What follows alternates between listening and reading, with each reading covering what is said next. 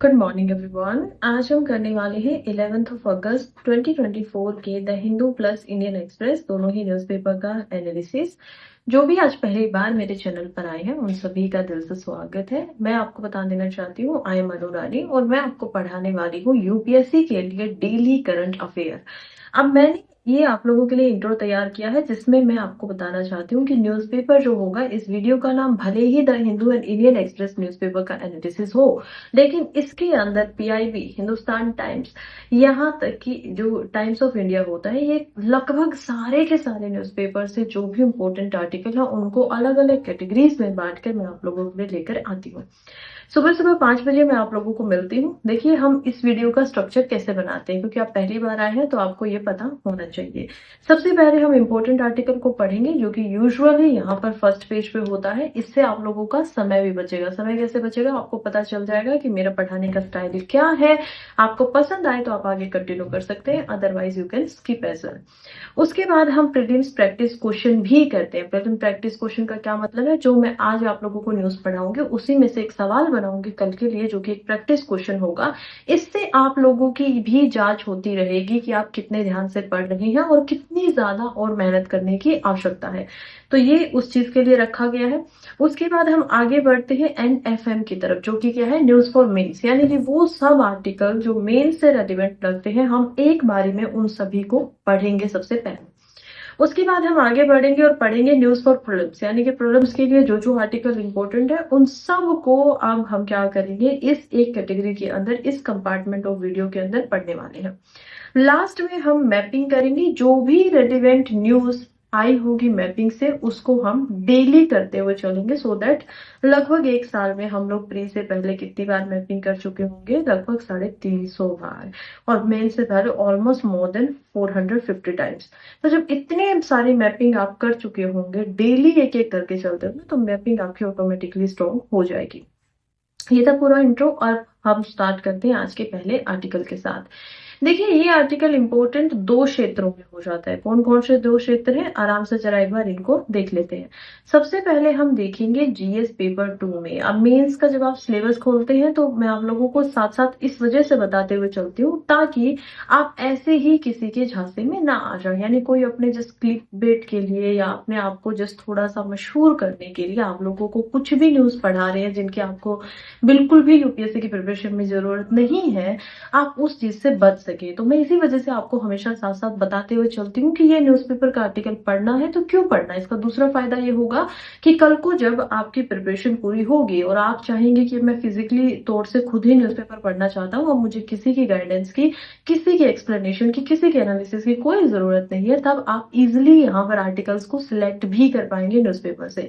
ये मेरा उद्देश्य है।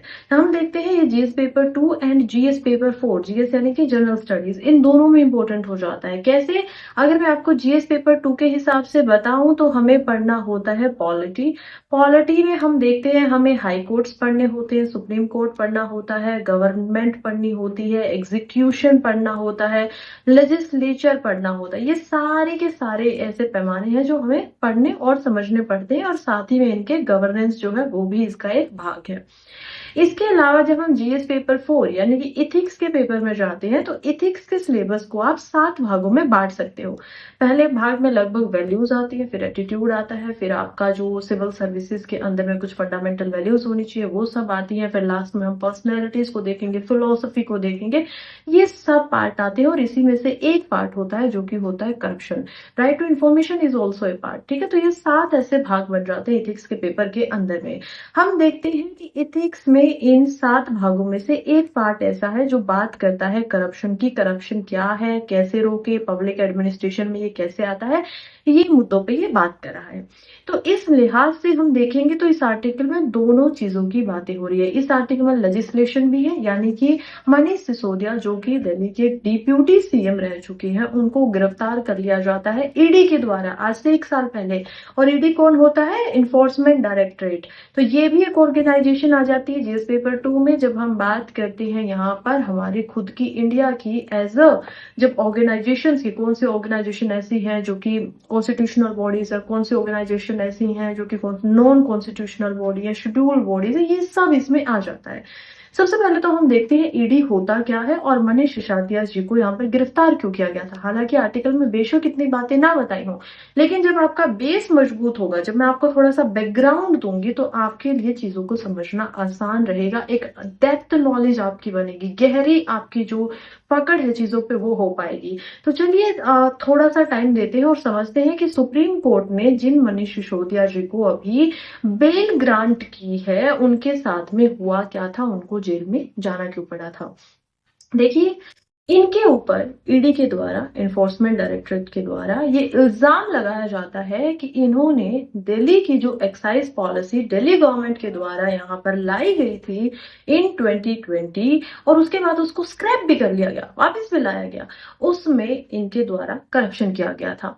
अब ईडी यानी कि इन्फोर्समेंट डायरेक्टरेट, जो कि यहाँ पर जिनका काम ही होता है और जिनको बनाया ही गया है prevention of money laundering act के तहत, उनको क्या करना है, मनी लॉन्ड्रिंग यानी कि काले धन को सफेद धन में कन्वर्ट होने से पहले बचाना है। तो ये मनी लॉन्ड्रिंग के केस के चलते इनको कर लिया जाता है गिरफ्तार, इनके ऊपर करप्शन लगते हैं। हालांकि अभी तक इनका कोई भी जो सबूत है वो नहीं हो पाया, अभी तक इनका ट्रायल भी नहीं चला है। सुप्रीम कोर्ट ने, पता है आपको, इनको बेल क्यों दी है? It's been more than 1 year. इनके बीच में तबीयत भी खराब हो गई थी, इनको वापस से हॉस्पिटल में लेकर जाना पड़ा था, फिर दोबारा से इनको जेल में रखा गया, लेकिन अभी तक ये दोषी साबित नहीं हुए हैं। ईडी की तरफ से 1 लाख पेजेस से ज्यादा यहाँ पर डिजिटल रूप में सुप्रीम कोर्ट तक यहाँ पर रखा गया है, दिया गया है। अब आप खुद सोचिए, 1 लाख पेजेस, उसको पहले पढ़ना, उसके बाद में ट्रायल शुरुआत होगा, तो ये कोई आसान बात तो नहीं है। 2-3 साल तक तो इजिली इनका जो ट्रायल था वो शुरू भी नहीं होता। तो इतने समय तक इनको बेवजह जेल में रखना, ये कहीं ना कहीं नाइंसाफी होती है। और यहीं पे हमारा एक और टॉपिक आ जाता है जीएस पेपर 2 में, दैट इज जुडिशियल बर्डन, कि हमारे देश में जजेस की संख्या कम है, हमारे देश में केसेस की संख्या ज्यादा है, हमारे ही कंट्री में जेल के अंदर जो इनमेट्स है उनकी पॉपुलेशन ज्यादा है, और ट्रायल जो है वो बहुत स्लो चलता है। एक केस 10-10 साल चलता रहता है क्योंकि समय का डिफरेंस है, पॉपुलेशन ज्यादा है। ये अलग अलग टॉपिक है, लेकिन मैं आपको बस टच करवाते हुए चल रही हूँ ताकि थोड़ा बहुत आपको इसके बारे में भी पता हो। एनीवे, वापिस आते हैं हमारे इंपोर्टेंट आर्टिकल की तरफ। अब हम यहां तक समझ गए हैं कि ठीक है, सुप्रीम कोर्ट ने बोला कि ट्रायल में बहुत समय लग जाएगा, इसी वजह से इनको दे दी जाती है इंटरिम बेल, कि ठीक है आप बेल में बाहर रहिएगा, कंट्री को छोड़ के मत जाइएगा। और बेल एक्चुअली में सबका अधिकार होती है, वो कैसे हम आगे समझेंगे। ईडी की तरफ से आपने समझा। करप्शन में हम देखते हैं कि ये जो है ये आप गवर्नमेंट से आते हैं, आप यानी कि आम आदमी पार्टी। उन्हीं आम आदमी पार्टी के जो सीएम थे अरविंद केजरीवाल दिल्ली की तरफ से, वो क्या है, आज वो भी जेल में है। उनके पीछे भी यही कारण बताया जा रहा है। सबसे पहले उनपे केस किया गया था ईडी के द्वारा ही, फिर ईडी के केस से जब उनको बेल मिल जाती है तो अब उनके ऊपर केस किया गया था सीबीआई के द्वारा। अलग अलग एजेंसी है दोनों, और अलग अलग अपना अलग अलग केस बिल्कुल दर्ज कर सकती है। अब उनके ऊपर भी पता नहीं कि उनको कब बेल मिलेगी, लेकिन फिलहाल वो भी यहाँ पर लिकर पॉलिसी जो था उसके तहत में जेल में गए थे। माना जा रहा है कि उन्होंने क्या किया, लिकर पॉलिसी को अगेन 2021 और जो 2022 का समय था उसमें इंट्रोड्यूस किया, और उसके बाद उसको भी उठा लिया, लेकिन उसमें बहुत सारा करप्शन देखने को मिला था और इसमें बहुत सारे लोगों का हाथ था। हालांकि कैसे करप्शन था, क्या वो सही में उनका हाथ है भी या नहीं है, ये अभी तक ना ईडी यहाँ पर पूर्ण तरीके से जो है साबित कर पाए हैं, और ना ही कोई अदर एडवोकेट, कोई नहीं कर पा रहा है। अरविंद केजरीवाल इसके बिल्कुल खिलाफ में है। कौन गलत है कौन सही है ये तो पता नहीं, समय आने पर, सुप्रीम कोर्ट के द्वारा ट्रायल चलने पर इसके बारे में बिल्कुल पता होगा। लेकिन फिलहाल के लिए कुछ टॉपिक थे जिनको हमें जस्ट एक बार टच करना था। हम इसमें गहराई में भी जाएंगे, लेकिन अदर आर्टिकल्स के अंदर, इसमें नहीं। आगे बढ़ते हैं, लेकिन अब टाइम है प्रैक्टिस क्वेश्चन फॉर प्रीलिम्स का। आप लोगों को मैं लगातार बांग्लादेश के ऊपर पढ़ा रही हूँ, और एक बार नहीं पढ़ाया है, लगातार 1 हफ्ते से हम बांग्लादेश की जो राजनीति है, पॉलिटिकल टर्मोइल है, उसके बारे में पढ़ रहे हैं। इवेंचुअली मैंने 2-3 बार आपको ये बताया कि कौन कौन सी ऐसी स्टेट है जो यहाँ पर बांग्लादेश के साथ में बॉर्डर टच करती है।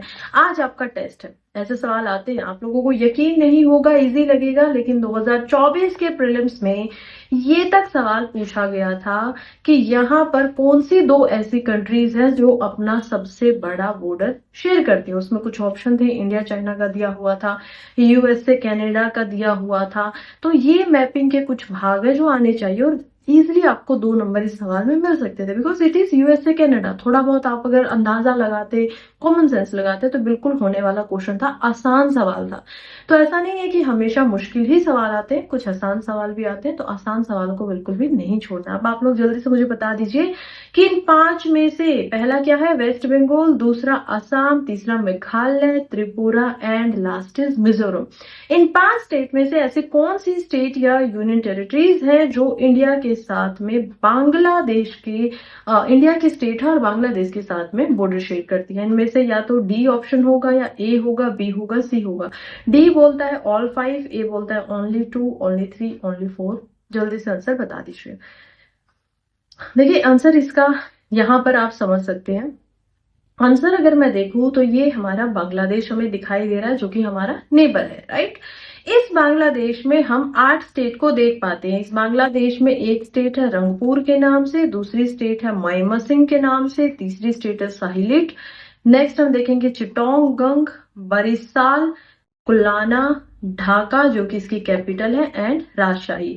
ये 8 स्टेट है, और ये जो 8 स्टेट है इनमें से हम देखेंगे कि कैसे जो बॉर्डर की यहाँ पर 5 स्टेट है वो इंडिया की 5 स्टेट के साथ में बॉर्डर शेयर करते हैं। कौन कौन सा, चलिए चलते हैं। जब आप कुलना को देखेंगे तो देख पाएंगे कि कुलना जो है वो इतने एरिया के अंदर, मैंने जानबूझ को इसको हटा के रखा है ताकि मैप में आप ज्यादा गहराई से समझ पाए कि यहाँ पर वेस्ट बंगाल के साथ में अपना बॉर्डर शेयर कर रही है, ठीक है, एक हमारी स्टेट भी हो गई है। दूसरा हम देखेंगे राजशाही को। राजशाही को जब आप देख पाएंगे यहाँ पर, तो राजशाही को देखेंगे कि वो यहाँ पर वेस्ट बंगाल के साथ में बॉर्डर शेयर करती है। रंगपुर की अगर हम बात करें तो रंगपुर भी वेस्ट बंगाल, एंड ये जो असम का एरिया है, ये जो बॉर्डर एरिया आप देख रहे हैं असम का, यहाँ से असम के साथ में भी बॉर्डर शेयर करता है। इसके बाद में अगर आपको बताऊं इतना एरिया, तो ये एरिया मेघालय के साथ करता है मयम सिंह। तो मयम सिंह यहाँ पर 4th स्टेट है, और हमारी भी क्या हो जाती है, 4th स्टेट यहाँ पर दिखाई देती है।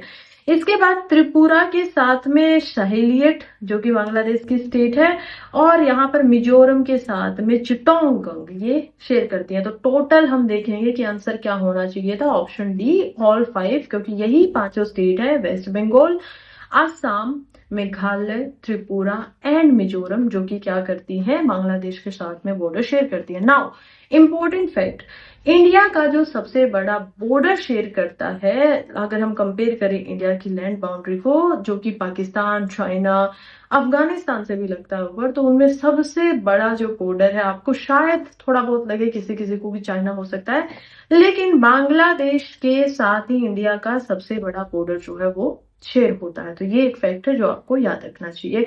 एटलीस्ट जब इतना कुछ हो रहा है तो हो सकता है कि इसमें से 2024 में कोई एक मैपिंग का सवाल आ जाए।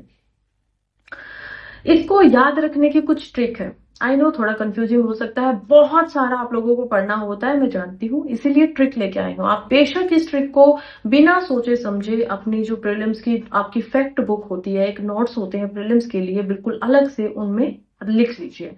क्या है इसमें, ये बात करिए Indian state sharing border with Bangladesh. Trick है यहाँ पर time AM and PM। Time से बनेगा त्रिपुरा, ये देखिए यहाँ पर आप त्रिपुरा को देख पाएंगे। ए से बनेगा आसाम, आसाम को देखेंगे। M से बनता है मिजोरम, P से बनेगा पश्चिम बंगाल यानी कि वेस्ट बंगाल, एंड M से बनेगा मेघालय। तो टाइम के TI से त्रिपुरा, A से असम, M से मिजोरम, P से वेस्ट बंगाल एंड M से मेघालय। ये ट्रिक है, इसको आपको याद रखना है। आगे बढ़ने से पहले आप लोगों को बता दूं कि मेरा एक टेलीग्राम का चैनल भी है, जहां पर आपको इस वीडियो की PPT और इससे रिलेटेड अगर कुछ मेन से रिलेटेड नोट्स होंगे तो वो आपको हैंड रिटन नोट्स भी मिल जाएंगे। इसका लिंक आपको कमेंट बॉक्स में मिलेगा। अगर आपको अच्छा लगे, मन करे, तो आप ज्वाइन कर सकते हैं। इसका हैंडल भी आपको यहाँ पर मिल रहा है, formal@UPSC Sprinter 20 के नाम से। अब हम हमारे वीडियो के तीसरे भाग की तरफ पहुंच चुके हैं। यहाँ पर हम पढ़ने वाले हैं यूपीएससी मेन से रिलेटेड आर्टिकल्स को, और पहला आर्टिकल बात कर रहा है time has come to give people of Jammu Kashmir its own government through elections. देखिए कौन कह रहा है ये बात जो कही जा रही है, ये कही जा रही है, हम देखते हैं chief election commissioner Rajiv Kumar के द्वारा। वो कहते हैं कि पब्लिश जो हम करेंगे अगस्त 20 को जो इलेक्टोरल रोल्स आए थे, उसमें जो जम्मू कश्मीर है वहां से 58% जो वोटर्स हैं उन्होंने लोकसभा के इलेक्शन के लिए वोट किया था। और अब समय आ गया है कि अब उनकी खुद की भी गवर्नमेंट हो, क्योंकि जब से 370 हटा है 5 अगस्त 2019 को, जब से 370 को हटा दिया गया था, तब से हम देख सकते हैं कि वहां पर कोई भी गवर्नमेंट है नहीं। और लेफ्टिनेंट गवर्नर जो होते हैं उनका क्या चल रहा है, वहां पर उनका ही राज चलता है, वही इसको संभाल रहे हैं through the civil servants, public administration के थ्रू। अब यहाँ पर बोला गया, जबकि सुप्रीम कोर्ट के द्वारा भी कई बार ये बात अनाउंस कर दी गई है, बताई गई है गवर्नमेंट को कि आप क्या करें, जम्मू कश्मीर के अंदर में इलेक्शन दोबारा से करवाएं। उसी में हम देखते हैं कि कोई डेट तो नहीं दी गई है, और आपको election commission of India again कहां पर पढ़ना होता है, जीएस पेपर 2 में ही पढ़ना होता है। जीएस पेपर 2 के अंदर जब आप कॉन्स्टिट्यूशन पढ़ेंगे तो आप इलेक्शन कमीशन ऑफ इंडिया को भी पढ़ेंगे, जो कि कॉन्स्टिट्यूशनल बॉडी है। इसके अलावा आप पढ़ेंगे पॉलिटिकल पार्टीज को। इसके अलावा आपको पढ़ना होता है कि यहाँ पर इलेक्शंस होते कैसे हैं, इनका स्ट्रक्चर क्या होता है, ये सब आपको पढ़ना पड़ता है। अगर मैं बहुत छोटा टाइम लेके आपको स्टैटिक पढ़ाते हुए बताऊं कि इलेक्शन कमीशन ऑफ इंडिया जो होता है उसका कॉन्स्टिट्यूएंट होता कैसे, देखिए इलेक्शन कमीशन ऑफ इंडिया के अंदर सबसे पहले हम देखते हैं एक होते थे चीफ इलेक्शन कमिश्नर, ठीक है। फिर जब इलेक्शन कमीशन का भार बढ़ता गया 1980s के अंदर में, तो हम देखते हैं 2 इलेक्शन कमिश्नर को और जोड़ दिया गया। तो आज के समय पे 3 इलेक्शन कमिश्नर होते हैं, 2 जो होते हैं वो इलेक्शन कमिश्नर होते हैं और इनमें से एक होता है चीफ इलेक्शन कमिश्नर, ठीक है। तीनों को ही लगभग सेम सैलरी मिलती है, सारी पोजीशन पावर तीनों की सेम ही होती है, लेकिन आज भी जो एक है वो प्रमुख, उनको चीफ बोला जाता है। हालांकि इनकी पोजीशनिंग अगर हम देखेंगे तो बिल्कुल आप इनको वर्टिकल जो है हॉरिजॉन्टल के रूप में वो क्या कर सकते हैं, रख सकते हैं इस प्रकार से, क्योंकि इनका स्टेटस पूरा का पूरा सेम होता है। जब आप नीचे जाएंगे डिस्ट्रिक्ट लेवल पर तो हम देखेंगे कि एक नेशनल इलेक्शन कमीशन होता है, ऐसे ही स्टेट इलेक्शन कमीशन भी होते हैं। लेकिन जो स्टेट इलेक्शन कमीशन होते हैं, देखिए इलेक्शन कमीशन ऑफ इंडिया का काम होता है यहाँ पर स्टेट्स का प्लस यूटीज का प्लस यूनियन का, इनके इलेक्शन करवाना। यानी स्टेट में जो गवर्नमेंट बन रही है वो भी कौन बनवाएंगे, और नेशनल इलेक्शन कमीशन की तरफ से उनका इलेक्शन करवाया जाएगा। यूनियन टेरिटरी और लोकसभा के लिए भी इलेक्शन यही करवाते हैं। इसके अलावा हम देख पाते हैं स्टेट इलेक्शन कमीशन को भी। अब ये क्यों है, फिर जब स्टेट इलेक्शन कमीशन की बात होती है तो जब से हम देखते हैं कि हमारे यहाँ पर 76th अमेंडमेंट आया है और उसमें पंचायती राज एंड म्युनिसिपैलिटीज को इंट्रोड्यूस किया गया है, उसके अकॉर्डिंगली ही यहाँ पर इनका काम होता है पंचायत एंड म्युनिसिपैलिटीज का इलेक्शन करवाना। तो ये आपको याद रखना है, ठीक है। तो कई बार ऐसा होता है कि प्रीलिम्स में इनको आप लोगों को कंफ्यूज करने के लिए ऐसा सवाल दे दिया जाता है कि स्टेट इलेक्शन कमीशन का काम है स्टेट्स के इलेक्शन करवाना। नहीं, ऐसा नहीं होता है। जब आप डिस्ट्रिक्ट लेवल पे आते हैं इलेक्शन कमीशन में, तो डिस्ट्रिक्ट कलेक्टर जो होते हैं उनका बहुत बड़ा रोल होता है इलेक्शन के द्वारा। उनकी पूरी की पूरी जिम्मेवारी होती है कि वो पुलिस प्रशासन को या इन सारी चीजों का, पोलिंग वगैरह का पूरा ध्यान रखे। ये इनका स्ट्रक्चर होता है। अब इनकी और कुछ बात की जाए तो जो इलेक्शन कमिश्नर होते हैं उनका जो टर्म होती है वो 6 सालों तक यहाँ पर रह सकते हैं। इसके अलावा इनकी एज भी मायने रखती है। तो इनकी एज की बात करें तो 61 ईयर्स या फिर 65 ईयर जो होते हैं वो इनको क्या कहा जाता है कि रिटायरमेंट से पहले आपको इतनी एज रहनी चाहिए। यानी कि जो भी टर्म, या तो ये 6 साल तक इनकी एज से कम है तो पूरा रहेंगे, या फिर इनकी एज पहले हो जाती है तो इनकी टर्म पूरी होने से पहले ये हट जाएंगे। ये इनका पूरा का पूरा स्ट्रक्चर होता है। जम्मू कश्मीर की बात करें तो जम्मू कश्मीर में क्योंकि 58% पोलिंग जो है वो पार्लियामेंट्री पॉल्स में देखी गई है, तो हालांकि बेशक इन्होंने chief election commissioner Rajiv Kumar ji जो है, इन्होंने ये ना बताया हो कि जो डेट होगी जम्मू कश्मीर में इलेक्शन की वो कौन सी होने वाली है, लेकिन उन्होंने कहा है कि जल्दी ही इलेक्शन अब देखने को मिलेंगे। एंड इसी में हम देख पाते हैं कि कैसे जो डेमोक्रेसी है और फेडरलिज्म जो होता है, अभी एक टॉपिक आपको यहाँ पर फेडरलिज्म का भी पता होना चाहिए। जीएस पेपर 2 के अंदर ही जब कॉन्स्टिट्यूशन पढ़ते हैं तो वहां पर एक कंसेप्ट आता है फेडरलिज्म का। फेडरलिज्म क्या होता है? Division of power between union and state. Union और स्टेट की जो शक्तियां होती है उनको बांटा गया है भारत के संविधान के शेड्यूल नंबर 7 में, और उस शेड्यूल में 3 लिस्ट को बनाया गया है। जो पहली लिस्ट है that is known as union list, दूसरी लिस्ट है स्टेट लिस्ट, एंड थर्ड जो लिस्ट है वो है कंकरेंट लिस्ट, यानी कि तीनों की क्या क्या शक्तियां होनी चाहिए। यूनियन सभी के सभी जो स्टेट्स है उनके ऊपर अपना डायरेक्ट कंट्रोल नहीं रखेगा, इसी को बोला जाता है फेडरलिज्म। और क्योंकि अभी सेंटर की तरफ से जम्मू कश्मीर के ऊपर डायरेक्ट पूरा का पूरा कंट्रोल था, तो ये फेडरलिज्म के कंसेप्ट के विरुद्ध है। जब हमारा कॉन्स्टिट्यूशन बोलता है कि federalism is a very strong thing, कहां से लिया है हमने, ये भी बताइए जरा जल्दी से। फेडरलिज्म के अंदर हमने हमारे सेंटर को थोड़ा सा स्ट्रॉन्ग रखा है। क्यों स्ट्रॉन्ग रखा है? हम देखते हैं कि जो शेड्यूल 7 में 3 लिस्ट दी गई है उनमें सेंटर के पास में लिस्ट में थोड़ी ज्यादा शक्तियां हैं। शक्तियां भी कैसे ज्यादा है? कुछ चीजें ऐसी हैं जो सिर्फ यूनियन के पास सकती हैं, कुछ जैसे कि डिफेंस आप देखेंगे, मिलिट्री देखेंगे, तो ये कुछ ऐसी शक्तियां हैं जो सिर्फ सेंटर के पास में है। वो स्टेट के पास में आर्मी होती ही नहीं है। स्टेट के पास में क्या होता है? पुलिस होती है। फिर हम देखेंगे कुछ ऐसी शक्तियां हैं जो सिर्फ और सिर्फ स्टेट को मिली है, एग्रीकल्चर जिसमें आ जाता है, ऐसे एग्जाम्पल देखिए। और कुछ ऐसी शक्तियां होती है जिनको कंकरेंट लिस्ट के अंदर डाला गया, समावर्ती लिस्ट में डाला गया। तो वो जो समावर्ती लिस्ट की होती है उनमें अगर यूनियन भी यहाँ पर कानून बना दे, एजुकेशन का एग्जांपल लीजिए, और सेम कानून उसी के ऊपर स्टेट भी बना दे, अगर वो एक दूसरे के विरोधाभास में नहीं है तो कोई प्रॉब्लम नहीं है, आराम से चलता रहेगा। मान लीजिए यूनियन ने बोला कि 12th तक की पढ़ाई जो होगी वो 3 भाषा में होगी, किसी स्टेट ने बनाया कि नहीं एक ही भाषा में होगी, दैट कौन सी होगी? वो भी होगी उस स्टेट की ही भाषा। अब ये विरोधाभासी हो गई, राइट? पैराडॉक्स आ गया, इनमें कॉन्ट्रास्ट आ गया दोनों कानूनों में। तो यहाँ पर स्टेट का जो कानून होगा वो अपने आप में अमान्य घोषित हो जाएगा जैसे ही सेंटर ने इसके ऊपर कोई कानून बनाया। तो अब हम समझेंगे कि सेंटर के पास में जो शक्तियां हैं समावर्ती लिस्ट की, समावर्ती जो सूची है यानी कंकरेंट लिस्ट हमें दिखाई देती है, वो थोड़ी सी ज्यादा है अगर हम कंपेयर करें स्टेट से। तो ये हमने कहां से लिया? इसमें हमने सेंटर को क्या किया है? थोड़ा स्ट्रॉन्ग रखा है।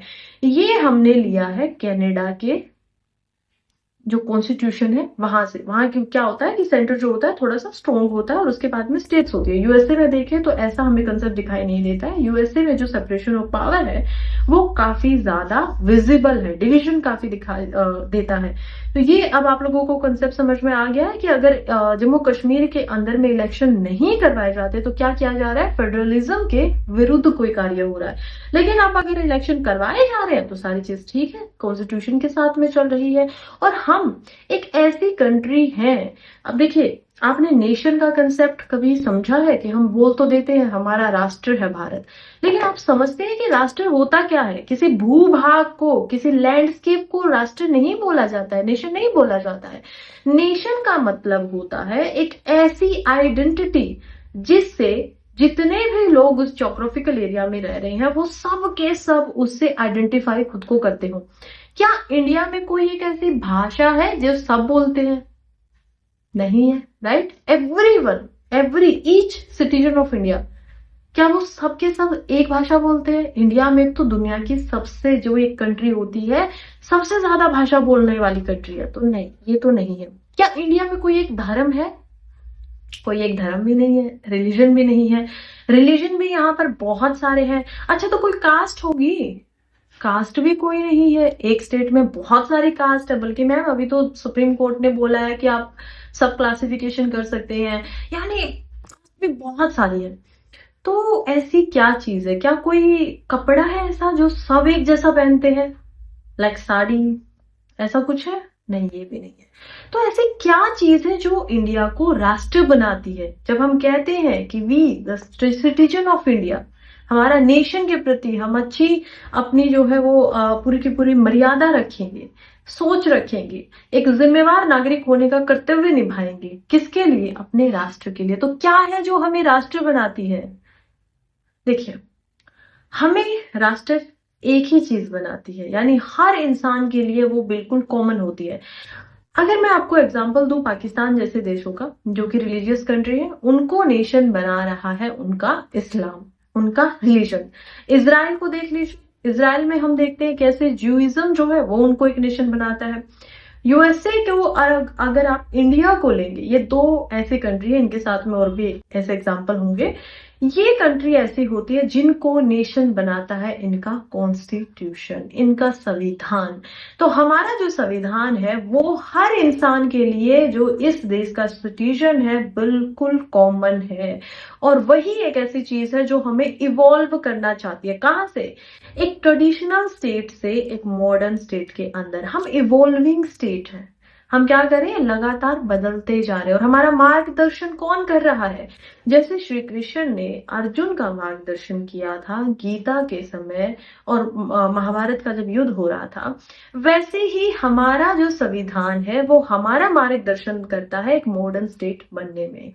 तो that is why it is very important.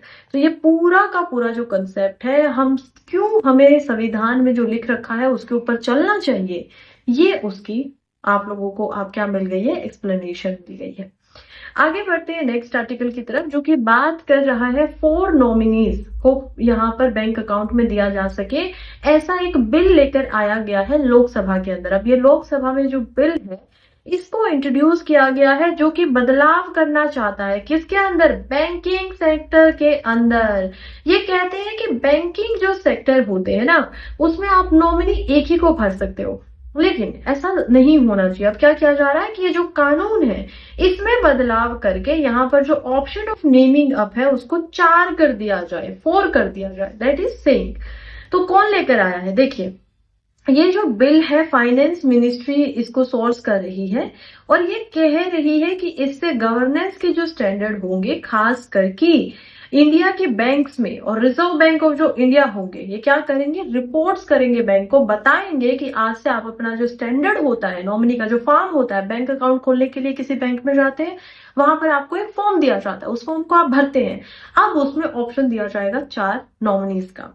तो अब आप सोचेंगे कि ये तो आरबीआई वैसे भी कर देता, तो इसके लिए अलग से कानून लाने की क्या जरूरत है? देखिए, कानून जो होते हैं ना, वो कौन बनाता है? लेजिस्लेशन। लेजिस्लेशन क्या होती है? हम यहाँ पर देखेंगे कि भारत के अंदर एक पार्लियामेंट है, right? India has a parliament. याद करिए, अभी हमारी नई पार्लियामेंट भी बनी है दिल्ली के अंदर। पार्लियामेंट में, इंडिया के अंदर जो पार्लियामेंट है उसका मतलब क्या होता है? अगर पार्लियामेंट में आपको आसान भाषा में समझाऊं तो इंडिया की पार्लियामेंट का मतलब होता है 3 चीजें। पहला जो पार्लियामेंट का भाग होता है वो होते हैं इंडिया के प्रेसिडेंट। भारत के जो राष्ट्रपति होते हैं वो पार्लियामेंट में बैठते नहीं हैं, लेकिन पार्लियामेंट का एक अभिन्न अंग भी होते हैं। दूसरा यहाँ पर होता है Lok Sabha, and third is Rajya Sabha. Lok Sabha यानी कि द हाउस ऑफ कॉमन्स, और राज्यसभा जो होते हैं वो होते हैं हाउस ऑफ एल्डर्स। ठीक है, ये हमारा पार्लियामेंट का स्ट्रक्चर है। इस पार्लियामेंट के अंदर जब कोई कानून बनाना होता है तो इन तीनों का ही रोल होता है। सबसे पहले किसी एक हाउस के अंदर क्या किया जाता है? यहाँ पर किसी बिल को इंट्रोड्यूस किया जाता है। अब डिपेंड करता है कि वो बिल कौन सा बिल है, यानी कि गवर्नमेंट ऑर्डिनरी बिल है, कॉन्स्टिट्यूशनल अमेंडमेंट बिल है, या कुछ और ऐसा बिल है जिसमें स्पेशल या सिंपल मेजोरिटी की जरूरत होती है, वो आगे डिफरेंशिएट किया जाता है। एग्जाम्पल हम ले रहे हैं यहाँ पर ऑर्डिनरी बिल का, जैसे कि ये बिल है ऑर्डिनरी।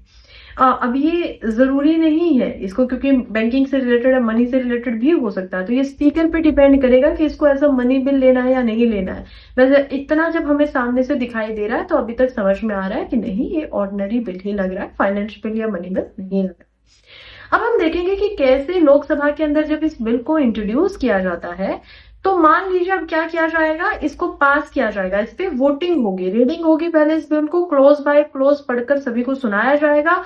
जब सबको समझ में आ जाएगा तो इस पे वोटिंग करवाई जाएगी, और वोटिंग के बाद में अगर इसको 50+1% की यहाँ पर मेजोरिटी मिल जाती है तो क्या होगा, इसको सेकंड हाउस के पास भेज दिया जाएगा। अब राज्यसभा में भी सेम प्रोसेस होगा, बिल को क्लोज बाय क्लोज पढ़ा जाएगा, रीडिंग होगी, 3 स्टेजेस के अंदर रीडिंग होती है, और उसके बाद इस पे वोटिंग होगी। यहां से भी अगर वोटिंग में मेजोरिटी मिल जाती है तो आखिरी भाग होता है प्रेसिडेंट, जिनके पास इस बिल को भेजा जाएगा।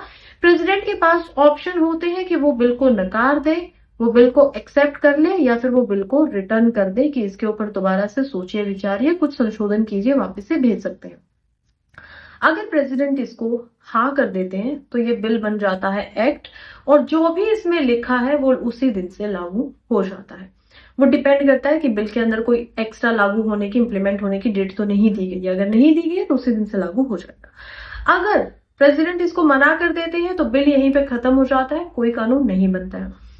अगर प्रेसिडेंट इसको रिटर्न कर देते हैं, जो कि लोकसभा में करेंगे क्योंकि वहीं से बिल इंट्रोड्यूस होकर आया था, तो हम देखते हैं कि लोकसभा में या तो इसके ऊपर जो अमेंडमेंट है वो किए जा सकते हैं, फिर से सेम प्रोसेस होगा, वापस से इसको क्या किया जा सकता है, प्रेसिडेंट के पास में भेजा जा सकता है। प्रेसिडेंट के पास क्योंकि पॉकेट वीटो होती है इंडिया के अंदर, तो जरूरी नहीं है कि प्रेसिडेंट इस पे दोबारा से इसको पास ही करे। उनकी मर्जी है, वो नकार भी दे, पास भी कर दे, या चाहे तो कोई भी प्रतिक्रिया ना रखे, अपनी पॉकेट में रखे और कितने भी समय के लिए अपनी पॉकेट में रखे रहे। तो ये क्या होती है, उनके पास वीटो पावर होती है।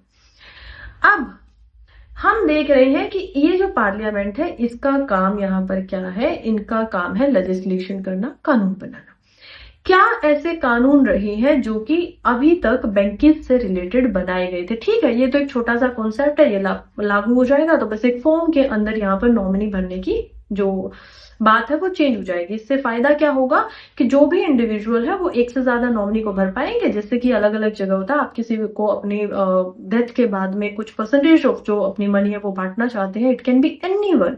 वो कोई आपका दोस्त भी हो सकता है, आपकी फैमिली मेंबर भी हो सकता है। आप किसी को 50% देना चाहते हैं, किसी को 25% देना चाहते हैं, किसी को 10% देना चाहते हो, तो ये आपको एक आपकी मर्जी से क्या मिल सकता है, ऑप्शन मिल सकता है, जो कि एक अच्छा प्रयास है।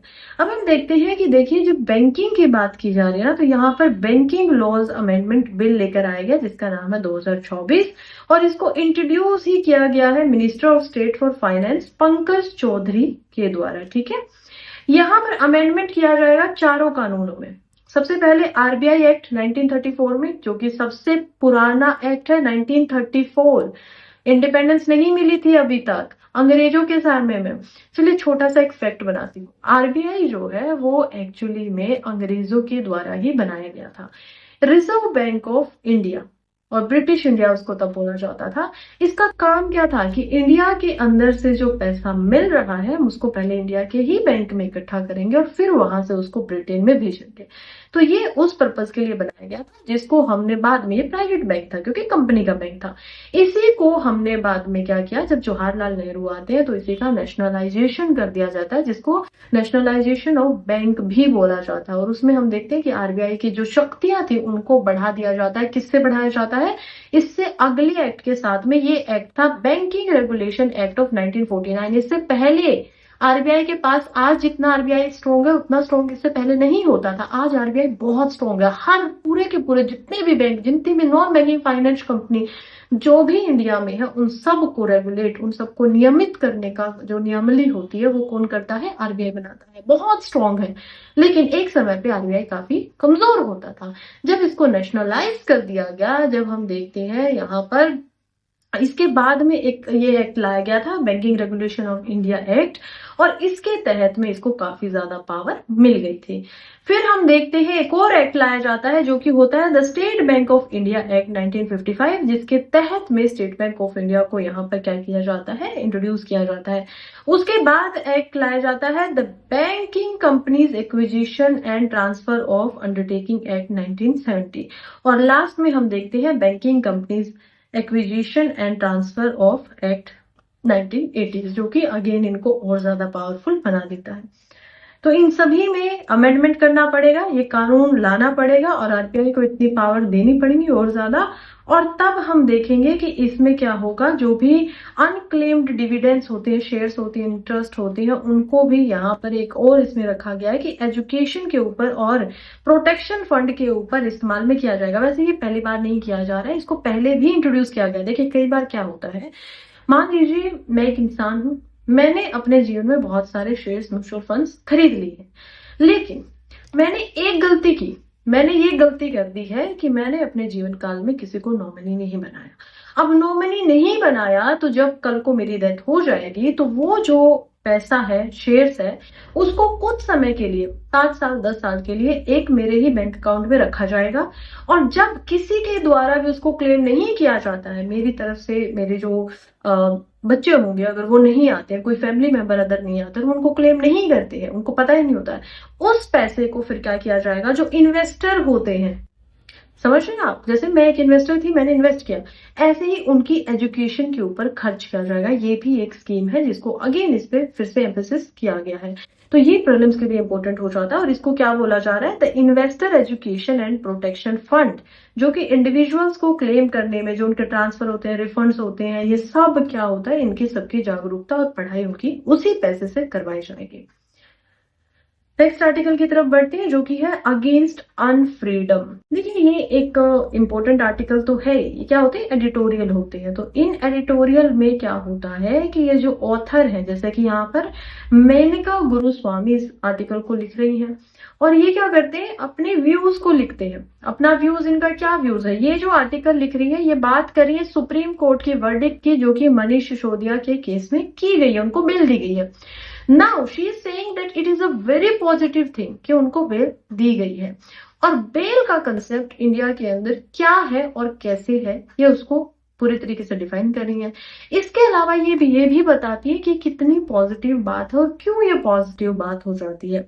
अब हम हमारे लिए इंपॉर्टेंट अगेन जीएस पेपर 2 में ही हो जाता है, ठीक है। तो जीएस पेपर 2 में ही आप क्या समझेंगे, जब सुप्रीम कोर्ट और हाई कोर्ट यानी कि जुडिशरी को समझेंगे। कैसी जुडिशरी, जो कि इंटीग्रेटेड फॉर्म के अंदर है। अब देखिए, जब हमने समझा था कि हमारे देश में कुछ स्टेट्स हैं, उन स्टेट्स के पास में अपनी शक्ति अलग है, यूनियन है उसके पास में अपनी शक्ति अलग है, लेकिन यूनियन थोड़ा सा स्ट्रॉन्ग है। ऐसा नहीं है कि यूनियन के अंदर स्टेट आती है, स्टेट ऐसे अलग अलग स्टेट इसके नीचे, नहीं, बराबर रख सकते हैं आप, हॉरिजॉन्टल रख सकते हैं। स्टेट अपना अलग से कानून चला रही है, यूनियन अपना अलग से चला रही है। इसी वजह से कई बार यूनियन में और स्टेट में खटास भी दिखाई देती है। जब हम बात करते हैं इंडिया में जुडिशरी की, तब हम देख पाते हैं न्यायपालिका जो है वो इंटीग्रेटेड है। Supreme court, high court, district court, इस तरीके से क्या होता है, हमारी जुडिशरी काम करती है, एक के नीचे एक शाखा ऐसे दिखाई देती है। ये कहते हैं कि कैसे हमारी जो जुडिशरी है इसके अंदर बहुत सारे ऐसे कानून हैं, जैसे कि UAPA case, unlawful activities prevention case, यानी कि बहुत ही हार्ड कानून है, जिसमें एक इंसान के ऊपर इस तरीके से जो इल्जाम है वो लगाए जाते हैं कि उनको बेल मिलना बहुत मुश्किल होता है। Again prevention of money laundering case, again बहुत मुश्किल है यहाँ पर बेल को दे पाना, क्योंकि इसमें क्या बोला जा रहा है, इसमें लगातार बोला जा रहा है कि जज खुद अपनी कंसाइंस से ये डिसाइड करेगा कि वो जिसको बेल देने वाला है वो सच में निर्दोष साबित हो सकता है या नहीं हो सकता। अगर नहीं है तो उनको बेल नहीं मिलनी चाहिए। हम देखते हैं सुप्रीम कोर्ट को अगर थोड़ा असाइड करें तो हर हाई कोर्ट में, most of the high court जो है उनमें इन केसेस में बेल नहीं दी जाती है। कोई भी जज ये रिस्क लेना चाहते ही नहीं है कि कल को उनके ऊपर बात आए, राइट। और ये काफी गलत एक कंसेप्ट बन गया है। यहाँ पर मेनका जी बताती है कि कैसे, देखिए बेल जो है ना वो इंडियन जुडिशरी के नेचुरल जस्टिस की बात की जा रही है। यहाँ पर नेचुरल जस्टिस क्या होता है, कंसेप्ट ऑफ नेचुरल जस्टिस बोलता है कि किस प्रकार से जो भी इंसान यहाँ पर इल्जाम लगाकर कटघरे में लाया गया है, कोर्ट में लाया गया है, कोर्ट जब तक उसका इल्जाम साबित नहीं हो जाता तब तक उसको निर्दोष ही मानेगा। पहली पार्ट। दूसरा पार्ट बोलता है कि उनको अपने जो बयान है, अपनी जो कहानी है वो कहने का पूरा पूरा मौका मिलना चाहिए, उनके खुद के पॉइंट होने चाहिए। ये नेचुरल जस्टिस के अंदर आता है। और इसी के तहत में हम देखते हैं कि बेल का कॉन्सेप्ट भी आता है कि किसी निर्दोष को आप बेवजह जेल के अंदर रख रहे हो, दैट इज रॉन्ग। तो उनको क्या मिलना चाहिए, उनको बेल मिल जानी चाहिए। जब तक उनका जो सजा है वो उनको नहीं मिलती है, जब तक उनके ऊपर हाँ कुछ बंदिशें लगेंगी। ऐसा नहीं है कि बेल मिल गई तो आप आराम से कहीं पे घूमने जाओ या कंट्री छोड़ दो, ये सब पॉसिबल नहीं होगा क्योंकि आपको बेल मिली है। हम क्या कर रहे हैं, एज अ जुडिशरी आपको बाहर जाने दे रहे हैं, जेल में नहीं रख रहे हैं, क्योंकि अभी तक आपको निर्दोष की तरह देखा जा रहा है, चाहे आपने वो जुल्म किया हो चाहे ना किया हो। क्योंकि इसके पीछे का कारण क्या है, इसके पीछे का रीजन होता है कि एक भी निर्दोष को सजा नहीं मिलनी चाहिए, नहीं मिलनी चाहिए। सर ये तो गलत हो जाता है ना, आप न्याय की बात कर रहे हैं तो इतना बड़ा अन्याय नहीं किया जा सकता है कि आप किसी निर्दोष को यहाँ पर सजा दें। ये है। तो इंडिया की जुडिशरी में हम देखते हैं कि ये जो नेचुरल जस्टिस का कॉन्सेप्ट है, इसके अकॉर्डिंगली बेल जो है वो एक्चुअली में क्या है, सभी के लिए एक्सेप्टेबल हो चुकी है। लेकिन अब बहुत अलग कल्चर देखने को मिल रहा है कुछ समय से। मैंने कहा जी बोलती हैं कि कैसे यहाँ पर अब क्या हो गया है, bail is the rule and jail is exception. इस ये जो रूल है इसको क्या किया जा रहा है, लगातार बदला जा रहा है। बहुत समय से देखा जा रहा है कि कैसे बेल बहुत कम मिलती है, बहुत कम केसेस में दी जाती है, खासकर जब यहाँ पर सीरियस केसेस की बात आती है। सुप्रीम कोर्ट ने ये जो बेल दी है ये देकर साबित कर दिया है कि अभी भी यहाँ पर bail is the rule and jail is the exception है, और ऐसे ही चलते रहना भी चाहिए, क्योंकि नेचुरल जस्टिस के साथ में इससे क्या नहीं होगा, खिलवाड़ नहीं होगा। ये जस्ट एक कॉन्सेप्ट था जो आप लोगों को पता होना चाहिए था ज्यादा डीप अंडरस्टैंडिंग के लिए। नेक्स्ट हम देखते हैं यहाँ पर जो बात की जा रही है, पीस लॉटरेट्स न्यू मिशन। देखिए मैंने 2 दिन पहले आप लोगों को नोबेल प्राइज पढ़ाया। नोबेल प्राइज है क्या, उसके अंदर हमने देखा कि 5 कैटेगरी होती है, इकोनॉमी में मिलता है, फिजिक्स में मिलता है, इसी के अंदर हम देखते हैं केमिस्ट्री के अंदर दिया जाता है, मैथमेटिक्स में भी यहाँ पर मिलता है, और हम देखते हैं यहाँ पर पीस प्राइज भी दिया जाता है। नोबेल प्राइज जो था वो अल्फ्रेड नोबेल के नाम से बना था। स्वीडन में हम देखते हैं कि यहाँ पर जो स्वीडिश अकेडमी है साइंस की वो इनको प्रोवाइड कराती है केमिस्ट्री के लिए। लेकिन पीस प्राइज, शांति का जो प्राइज होता है, इसमें मॉनेटरी पैसा भी दिया जाता है और प्राइज भी दिया जाता है। ये जो शांति होती है, पीस प्राइज होता है, ये क्या होता है, ये दिया जाता है उन इंडिविजुअल्स को जिन्होंने अपनी लाइफ में मानवता के अधिकार के लिए काफी अच्छे काम किए, उनको ये प्राइज मिलता है। एनुअली ये प्राइज दिया जाता है।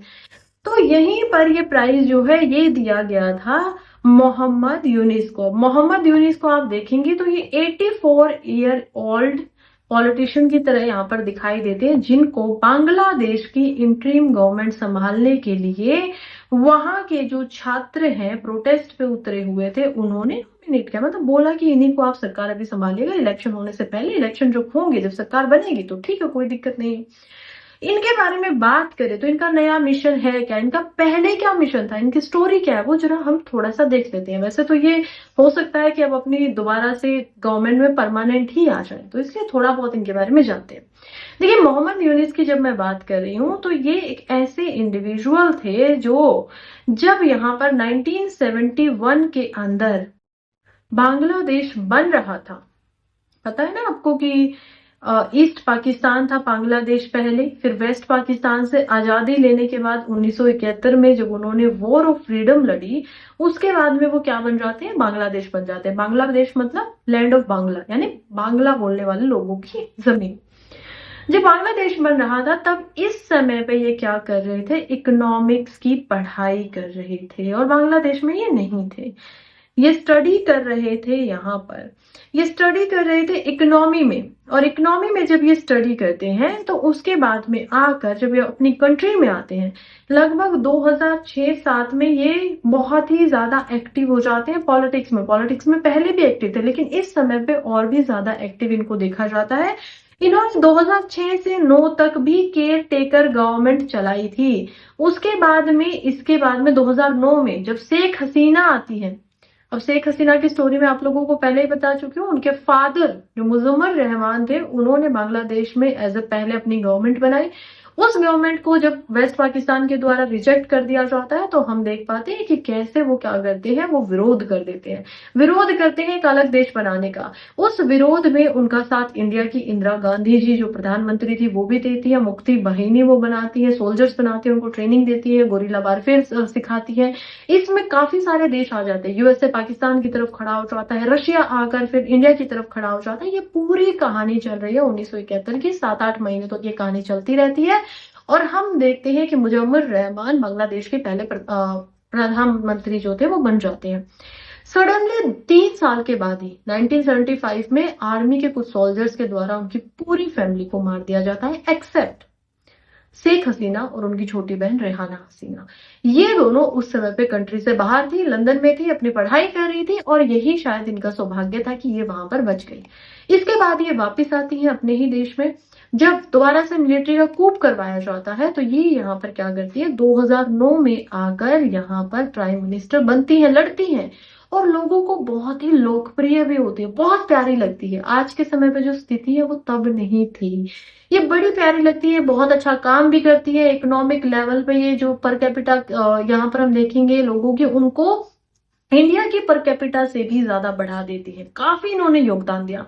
लेकिन सडनली लगातार 3 टर्म पावर में रहने के बाद, और अब चौथी बार ये पावर में आई थी इसी जनवरी 2024 में, अब माना जाता है कि इनका जो व्यवहार है वो थोड़ा बदल चुका था। अब ये डेमोक्रेटिक वैल्यूज को ज्यादा मायने नहीं दे रही थी। हाँ, इनके समय में इकोनॉमी बढ़ रहा है, लेकिन अब ये क्या कर रही है, कहीं ना कहीं जो इनकी पर्सनल ग्रज है उसको आज भी दिल में रखे हुए थी। क्या थी वो यही थी कि ये क्या कर रही थी, कोटा लेकर आई थी। हालांकि ये जो कोटा था, अब ये जो कोटे की हम बात करें, ये क्या कोटा है, रिजर्वेशन, आरक्षण। ये इनके द्वारा इंट्रोड्यूस नहीं किया गया था, ये किया गया था इनके फादर मुजब्बिर रहमान के द्वारा, लेकिन ये उसको कंटिन्यू कर रही थी। ये कोटा बात करता है कि यहाँ पर 50% जो रिजर्वेशन होगा गवर्नमेंट इंस्टीट्यूशन सभी में, उसमें से 10% दिया जाएगा वुमेन्स को, उसमें से 10% दिया जाएगा फिजिकली डिसेबल्ड पर्सन को, फिजिकली जो डिसेबिलिटी है, और उसमें से 30% जो रिजर्वेशन होगा वो दिया जाएगा फ्रीडम फाइटर्स को। फ्रीडम फाइटर्स कौन थे, जिन्होंने वेस्ट पाकिस्तान के खिलाफ में लड़ाई लड़ी। देखिए, अगर हम इंडिया की हिस्ट्री पे आते हैं तो आप लोगों को समझ में आएगा कि एक समाज का तबका कुछ ऐसा होता है जो हमेशा प्रोटेस्ट में भाग नहीं लेता है। 1857 में भी बहुत सारे ऐसे ग्रुप थे, 1947 में भी बहुत सारे ऐसे ग्रुप थे, ये कोई बहुत बड़ी बात है भी नहीं। ऐसा ही बांग्लादेश में भी हुआ। कुछ लोग ऐसे थे जिन्होंने वेस्ट पाकिस्तान के खिलाफ में जाना ठीक नहीं समझा, शायद नहीं चाहते होंगे, ठीक है। तो अब क्या कहा जाता है, जिन्होंने उस समय पे वेस्ट पाकिस्तान का साथ दिया या फिर ईस्ट पाकिस्तान यानी बांग्लादेश में इस तरफ से नहीं लड़े, उनको राजूकर बोला जाता है। एक बहुत ही नीची श्रेणी का शब्द, एक बहुत ही बुरे मतलब का शब्द। हम देखते हैं कि ये जो 30% रिजर्वेशन दिया जा रहा है फ्रीडम फाइटर्स के बच्चों को, ग्रैंड पेरेंट्स को, या उनके जो और ग्रैंड चिल्ड्रंस हैं उनको, ये सामान्य स्टूडेंट्स को अच्छा नहीं लग रहा है, क्योंकि यहाँ पर मेरिट की बात नहीं हो रही है। मेरिट की बात नहीं हो रही है तो इसी वजह से स्टूडेंट प्रोटेस्ट पे उतर आते हैं, और जब शेख हसीना इनको रज़्ज़ुकार्स बोल देती है तो अब वो और ज्यादा वोलेटाइल सिचुएशन हो जाती है। बहुत सारे बच्चों की जान भी चली जाती है, और शेख हसीना कुछ घंटे पहले जब उनके घर के ऊपर हमला होता है वहां से एक्सेप्ट करती है और इंडिया में आ जाती है। उन्हीं के सडनली बाद में बच्चों की यही मांग थी कि शेख हसीना रिजाइन करे, गवर्नमेंट को छोड़ दे, क्योंकि वो ऑटो करेक्ट बनना शुरू कर चुकी है। उनकी जो डेमोक्रेसी है, लोकतंत्र, वो क्या कर रहा है, लगातार उनके टर्म में घटता जा रहा है। फिर ये इंटरिम गवर्नमेंट में लेकर आते हैं मोहम्मद यूनीस को, और मोहम्मद यूनीस ही अब क्या करने वाले हैं, अब चलाने वाले हैं गवर्नमेंट को। अब मोहम्मद यूनीस शेख हसीना के आने से पहले 2006 से 2009 तक भी गवर्नमेंट में थे as a caretaker government के रूप में। इन्होंने उस समय पे एक सिस्टम जो है वो इंट्रोड्यूस किया था, जो कि है ग्रामीण बैंक। अब ये ग्रामीण बैंक आप लोग इंट्रोड्यूस जो किया गया था इनके द्वारा, इसको इंडिया से भी रिलेट कर सकते हैं। कहीं ना कहीं ये कंसेप्ट इन्हीं का इस वर्ल्ड को दिया हुआ था, इनको इन्होंने ही लेकर आया था कि गांव में भी ये जो रीजनल रूरल बैंक जैसे हमारे यहाँ होते हैं वैसे यहाँ पर भी होने चाहिए। और औरतों को, और जो इतनी ज्यादा भूख थी बांग्लादेश में, इतनी ज्यादा गरीबी थी, पॉवर्टी थी, वहां तक जो लैंड लॉर्ड्स होते हैं उनसे बचाना, उनको जो मनी लोन लेंडर होते हैं उनके प्रकोप से उनको बचाना, उस चीज के लिए इसको इंट्रोड्यूस किया गया था, जो कि काफी ज्यादा काम आया भी। बहुत सस्ते लोन के रेट पर 1-1% पे लोगों को यहाँ पर लोन दिए गए सरकार की तरफ से, ताकि उन लोगों की मदद हो सके। हालांकि इसका बाद में थोड़ा बहुत क्रिटिसिज्म भी हुआ कि कहीं ना कहीं ये और ज्यादा डेब्ट ट्रैप्ट कर देता है पुअर लोगों के ऊपर, जिसमें यूनिस जी ने बोला कि इसके पीछे जो पूरी श्रद्धा थी, पूरी इंटेंशन थी, वो लोगों की भलाई के लिए थी। हालांकि कुछ लोगों ने इसमें भी लूप होल निकाल लिया और अपने फायदे को एज अ बिजनेस की तरह इसको भी बनाना शुरू कर दिया। That is a wrong thing. हम देखते हैं जब ये 2009 में 2007 में ये अपनी खुद की एक अलग से पॉलिटिकल पार्टी बनाने की कोशिश करते हैं, जो शेख हसीना को बिल्कुल भी पसंद नहीं आती, और suddenly she starts disliking him. जब उन्होंने ऐसा किया तो इनके खिलाफ में हम देखते हैं कि 150 से ज्यादा केसेस चल रहे थे। अभी भी इनको जुलाई के अंदर ही 6 महीने की जेल के लिए बोला गया था, और ये जेल बोली गई थी करप्शन से रिलेटेड मैटर के ऊपर। हालांकि अब देखेंगे तो स्टूडेंट्स का और वहां की आर्मी का पूरा पूरा भरोसा इनके ऊपर है। इनकी जो जेल थी उसको नकार दिया गया है सुप्रीम कोर्ट के द्वारा ही। फिलहाल ये प्राइम मिनिस्टर की भूमिका निभा रहे हैं। इनके द्वारा जो इनकी टीम है 17 की, उन्होंने कैबिनेट भी यहाँ पर बना लिया है ढाका के अंदर। आई होप पूरी स्टोरी आपको आसान भाषा में समझ में आ गई होगी। फिलहाल हम आगे बढ़ते हैं और देखते हैं यूएस के anti trust ruling against Google and application of India. देखिए क्या बात की जा रही है, कह रही है कि यूएसए के अंदर में यूएसए ने गूगल के ऊपर केस किया है। गूगल के ऊपर क्या केस है, हम देखते हैं कि गूगल से बताया जा रहा है कि कैसे गूगल फायदा उठा रहा है। क्या फायदा उठा रहा है, जो फोन्स आते हैं चाहे वो एंड्रॉइड फोन्स हो या फिर आईफोन हो, ये एज ए डिफॉल्ट ब्राउजर की तरह पहले ही प्री इंस्टॉल्ड आते हैं। ये अलग अलग जो बड़ी बड़ी कंपनियां हैं उनको बहुत सारे बिलियंस ऑफ जो मनी है, डॉलर है, वो देते हैं। किस रीजन देता कि उनके जो फोन्स होते हैं उनमें इनको एज ए डिफॉल्ट ब्राउजर बना दिया जाए। इसमें क्रोम आ जाता है, यूट्यूब आ जाता है, गूगल आ जाता है। तो इससे जो अदर इस कैटेगरी के अंदर यहाँ पर आने वाले सॉफ्टवेयर है उनको बिल्कुल भी सपोर्ट नहीं मिल पाता है, क्योंकि अब आपकी फोन में एक ब्राउजर आ रहा है। फॉर एग्जाम्पल आपने आईफोन लिया, उसमें एक सफारी नाम का ब्राउजर होता है। आप क्यों उसको बदलना चाहेंगे? अब आप कोई भी नहीं बदलना चाहेगा कि वो क्रोम को जाके डाउनलोड करे, राइट? वो सफारी में ही काम करेगा। हो सकता है गूगल को डाउनलोड ऐप स्टोर से कर लिया जाए, that is a different thing. अब ऐसा ही एंड्रॉइड में देखिए, वहां पर क्रोम आता है प्री इंस्टॉल, तो वो सफारी को क्यों करेंगे, किसी और ब्राउजर को क्यों करेंगे? कोई और नाम होगा ब्राउजर का, याहू वगैरह, तो नहीं करते हैं लोग। यानी कि इस चीज का फायदा गूगल उठाता है, वो कंपटीशन को बिल्कुल हटा चुका है और इसी वजह से गूगल के ऊपर केस चला है। अब इंडिया के लिए भी देखें तो इंडिया का जो कंपटीशन यहाँ पर एक्ट है, कंपटीशन कमीशन ऑफ इंडिया, उन्होंने भी ऐसा ही कुछ दोष जो था वो गूगल के ऊपर लगाया था कि that is a wrong thing. आप क्या कर रहे हो, कंपटीशन को कम कर रहे हो, यानी कि ढंग से एक इथिकल वे में जो काम करना होता है, बिजनेस करना होता है, वो आप नहीं कर रहे हो एंड दैट इज रॉन्ग। और आपको इसके ऊपर जो प्रतिक्रिया वो ढंग से करनी पड़ेगी। इसी वजह से इंडिया ने भी लगभग 1350 करोड़ रुपए का फाइन गूगल के ऊपर लगाया था। अभी तक ना गूगल ने पैसे भरे हैं, ना ही इसके ऊपर कुछ और बात आई है। जब आएंगी तो हम पढ़ेंगे। इतनी ही स्टोरी आपको पता होनी चाहिए थी, इससे ज्यादा टाइम इस आर्टिकल पे देने के लायक है भी नहीं। इम्पोर्टेंट तो हम देखेंगे तो ये इंटरनेशनल रिलेशन से भी हमारे लिए इम्पोर्टेंट हो जाता है, और इकोनॉमी में भी हम जब यहाँ पर साइंस एंड टेक्नोलॉजी पढ़ते हैं और इकोनॉमी में भी जब हम स्कीम्स पढ़ते हैं उसमें भी इसको समझ पाएंगे। नेक्स्ट आर्टिकल बात कर रहा है वर्ल्ड आदिवासी डे के बारे में। Chandrababu Naidu promise step to ensure zero poverty among tribals in Andhra प्रदेश।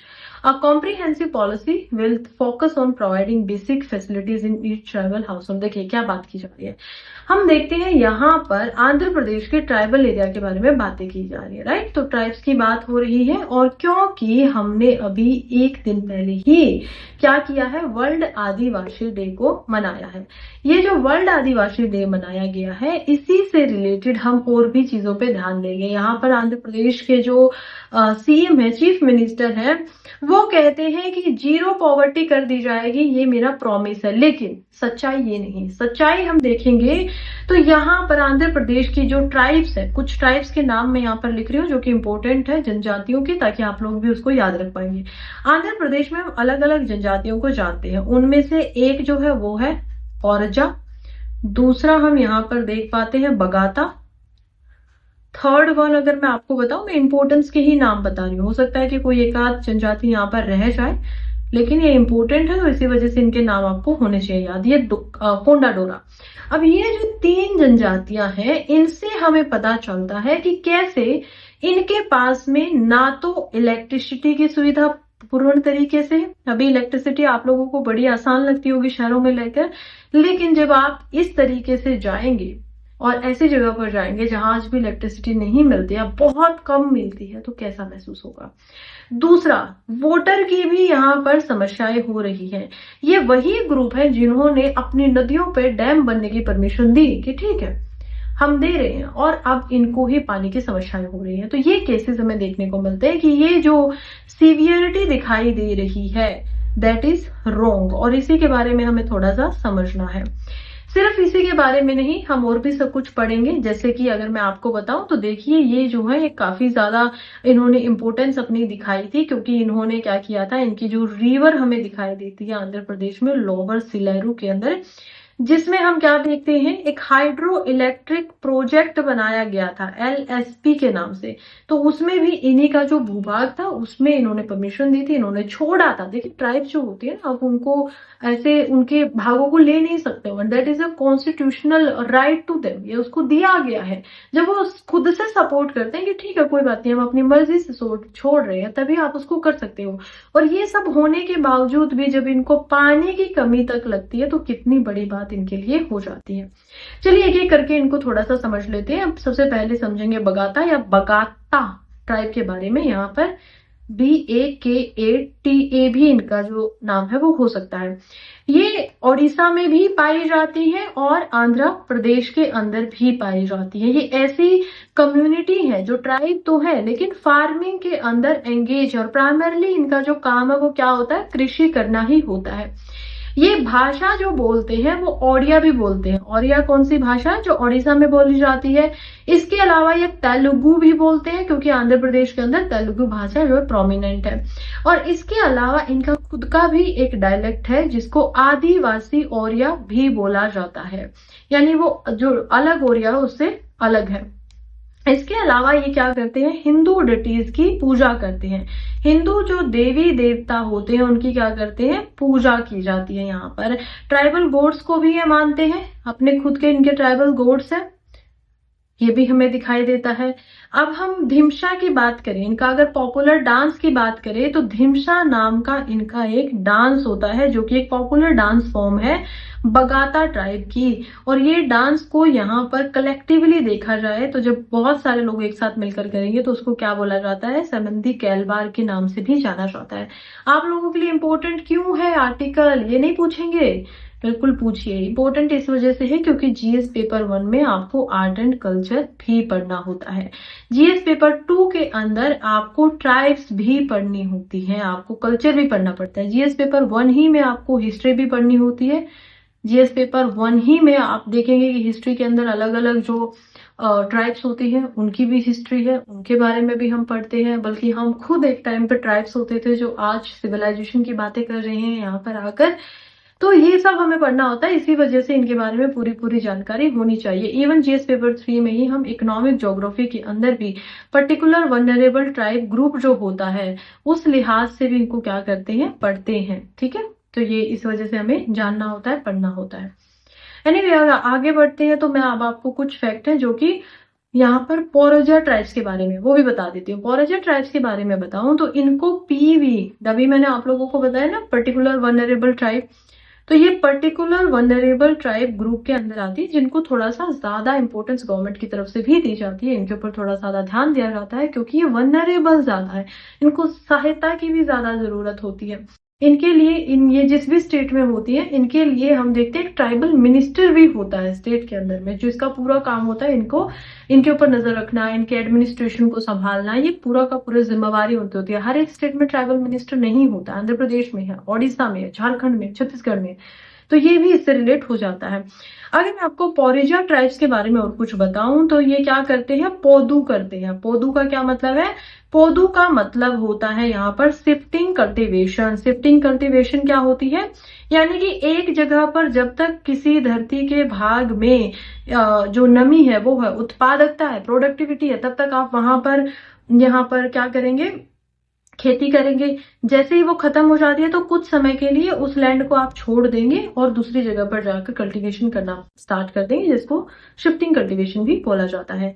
इसके अलावा हम देखें अगर कोंदा दौरा के बारे में कुछ कुछ फैक्ट है जो थोड़े थोड़े आप याद रखिएगा और मोस्टली प्रीलिम्स के लिए भी याद रखिएगा। ठीक है, कोंदा दौरा के बारे में अगर मैं आपको बताऊं तो देखिए कोंदा दौरा जो यहाँ पर हम बात कर रहे हैं ये भी एक ग्रुप है जो कि ईस्टर्न घाट की तरफ हमें ज्यादा दिखाई देता है, तो ईस्टर्न घाट में इनकी लोकेशन ज्यादा है।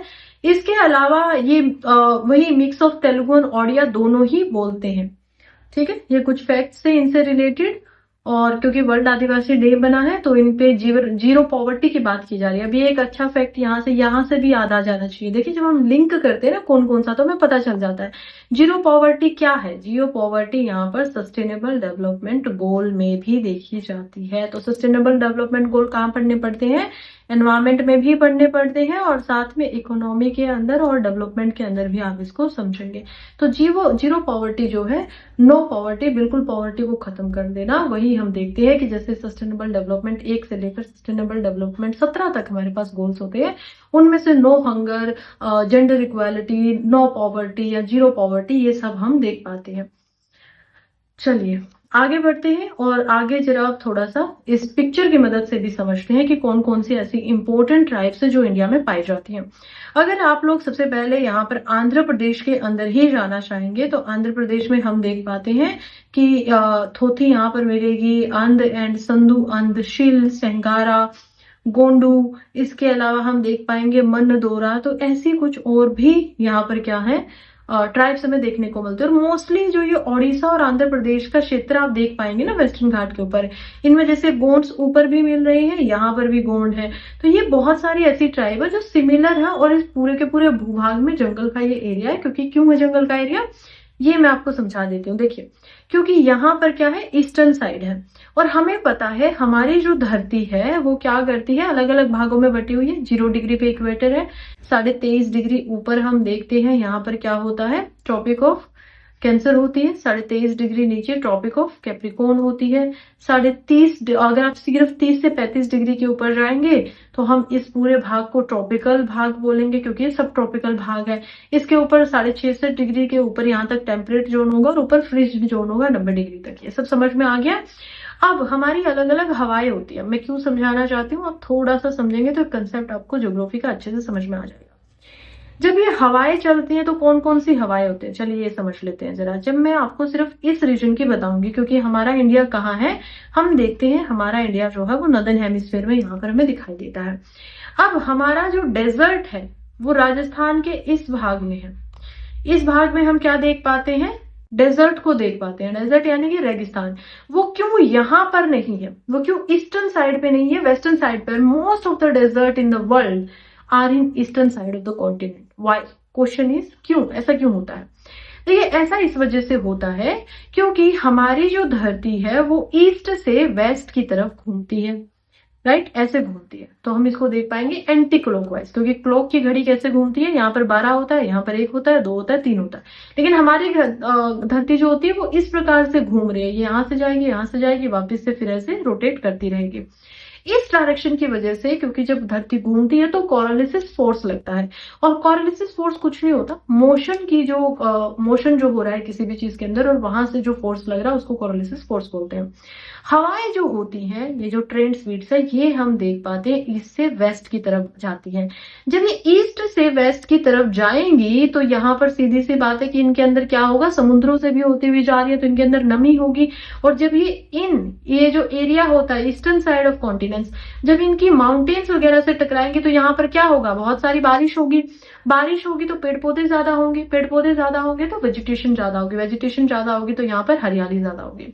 और वेस्टर्न साइड तक जाते जाते इनमें सूखन आ चुकी होगी। सिर्फ ये इंडिया की बात नहीं हो रही है, मोस्टली आप देखेंगे सहारा को भी देख सकते हैं आप लोग, तो तिब्बत के जो अदर एरियाज है या अरेबियन प्लेटो, उन सबको भी देख पाते हैं।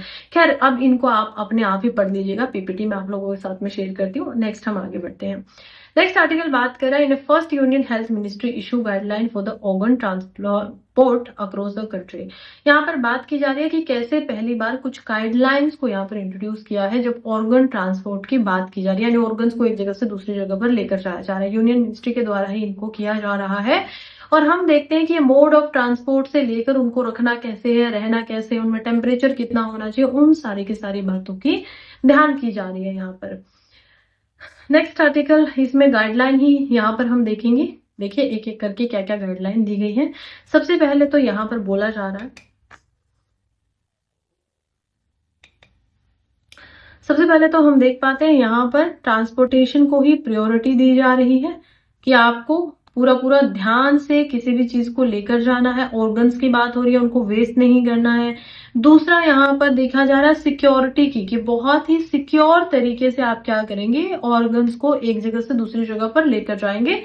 और तीसरी हम जब देखते हैं तो हम देख पाते हैं यहाँ पर ऑर्गन्स के बॉक्स की।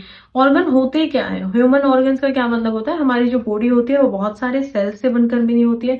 जब इन सेल्स को आप इकट्ठा कर देंगे तो ये सेल्स टिश्यू बनाते हैं। जब इन टिश्यूज को आप सभी को मिला देंगे तो टिश्यूज से ऑर्गन बनते हैं। ऑर्गन से ऑर्गन सिस्टम बनता है। ये होता है ऑर्गन सिस्टम, यानी कि जिसमें हमारा दिल आ गया, हमारे फेफड़े आ गए, हमारी लीवर वगैरह आ गई, हमारे ऑर्गन सिस्टम है। ऑर्गन हमारे हार्ट को भी देख सकते हैं। जब एक ऑर्गन की बात हो रही है तो ऑर्गन की बात हो रही है, तो ऑर्गन के बॉक्स के ऊपर पूरा पूरा ध्यान देना है कि आपको उसका टेम्परेचर कितना रखना है, उसकी सेफ्टी कितनी होनी चाहिए, क्लीननेस कितनी होनी चाहिए, ताकि कोई भी गड़बड़ इसमें ना हो।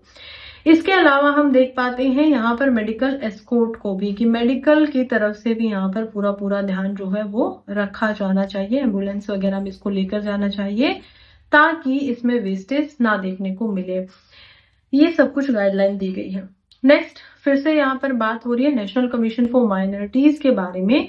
और ये क्यों बोला गया है? क्योंकि अभी नेशनल मिनिस्ट्री ऑफ जो माइनॉरिटीज अफेयर्स है, हम देख पाएंगे इंडिया के अंदर, उन्होंने जुडिशियल पावर्स बताई हैं यहाँ पर कि नेशनल कमीशन ऑफ माइनॉरिटीज जो है उनके पास जुडिशियल पावर्स क्या क्या होती है, यानी कि वो पावर्स जो कि जुडिशरी से रेलिवेंट है, कितना इनके पास में खुद है। चलिए एक बार इसको भी आराम से देखते हैं माइंड मैप बनाकर ही। देखिए एनसीएमई जो है वो एक स्टैट्यूटरी बॉडी है। स्टैट्यूटरी का क्या मतलब होता है कि इनको यहाँ पर एक कानून के तहत से बनाया गया है और इनको बुक ऑफ स्टैट्यूट के अंदर रखा गया है पार्लियामेंट में। ये हम देखते हैं कि कब बनाई जाती है। ये बनाई जाती है 1993 में इंडिया के अंदर, और जो कि माइनॉरिटी, आप शब्द से समझ गए होंगे कि क्या करिए, माइनॉरिटीज के लिए ही यहाँ पर काम करने वाली है। इनके लिए जो एक्ट लेकर आया गया था उस एक्ट को बोला जाता है national commission for minorities act 1992। इसके अलावा हम देखते हैं कि माइनॉरिटी जो शब्द होता है उसका क्या मतलब है। माइनॉरिटी शब्द का मतलब होता है एक ऐसी कम्युनिटी जो कि सेंट्रल गवर्नमेंट के द्वारा डिफाइन की जा सके, यानी कि यूनियन गवर्नमेंट जो है वो जिसको भी बताती है वही क्या होगी, माइनॉरिटी यहाँ पर मान ली जाएगी। कंपोजिशन की बात करें तो देखिए इसके अंदर ये जो बॉडी है, ये जो ऑर्गेनाइजेशन बनाई गई है, इस कमीशन के अंदर एक चेयरमैन होते हैं और एक वाइस चेयरमैन भी होते हैं। तो चेयरमैन हम देख पाएंगे, इसके जो हेड होंगे, और यहाँ पर वाइस चेयरपर्सन होंगे। एंड इसके अलावा 5 मेंबर्स और भी होते हैं जो कि कौन नॉमिनेट करता है, वो नॉमिनेट किए जाते हैं सेंट्रल गवर्नमेंट के द्वारा ही।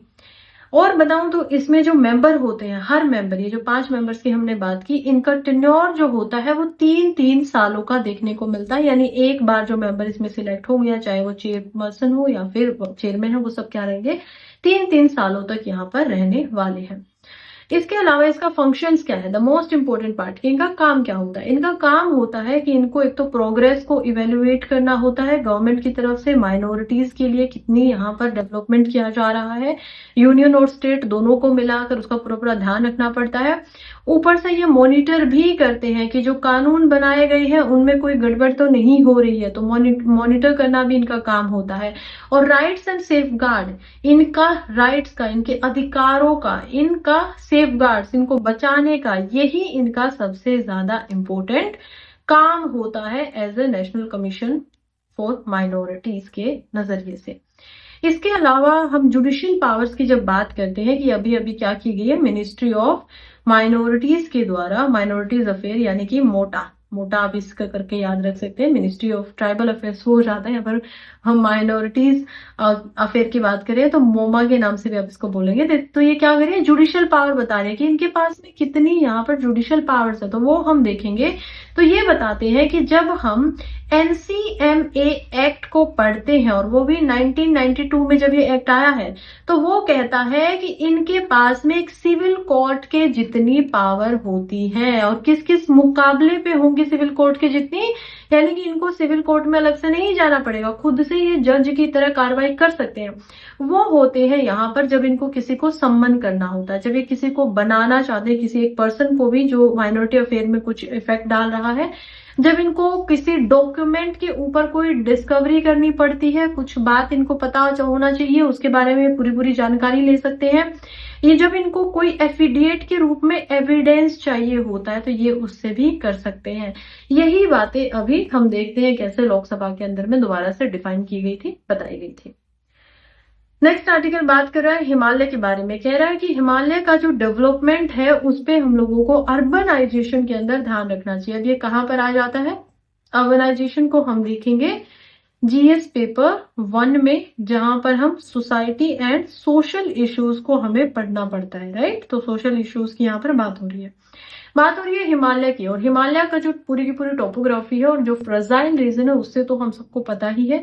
आप देख पाएंगे कैसे पहाड़ों पर कैसे एक तरफ ये खूबसूरत हिमालय दिखाई दे रहा है और कैसे एक तरफ ये इतना दबा हुआ हिमालय का रीजन दिखाई दे रहा है, जिसमें टूरिज्म की वजह से लोग क्या कर रहे हैं, बहुत मात्रा में यहाँ पर इतने फ्रजाइल लैंड के ऊपर जहां पर लैंडस्लाइड होने के खतरे होते हैं, जहां पर बारिश ज्यादा होती है, हाँ खूबसूरती बेशक ज्यादा है, लेकिन आप टूरिज्म के चक्कर में क्या कर रहे हो, जिन जगहों पर ऐसे बिल्डिंग्स नहीं बनानी चाहिए वहां पर भी बहुत ज्यादा बिल्डिंग्स बना रहे हो, जिससे धरती पे दबाव पड़ रहा है, जिससे लैंडस्लाइड होने का, भूस्खलन होने का और ज्यादा खतरा बढ़ रहा है।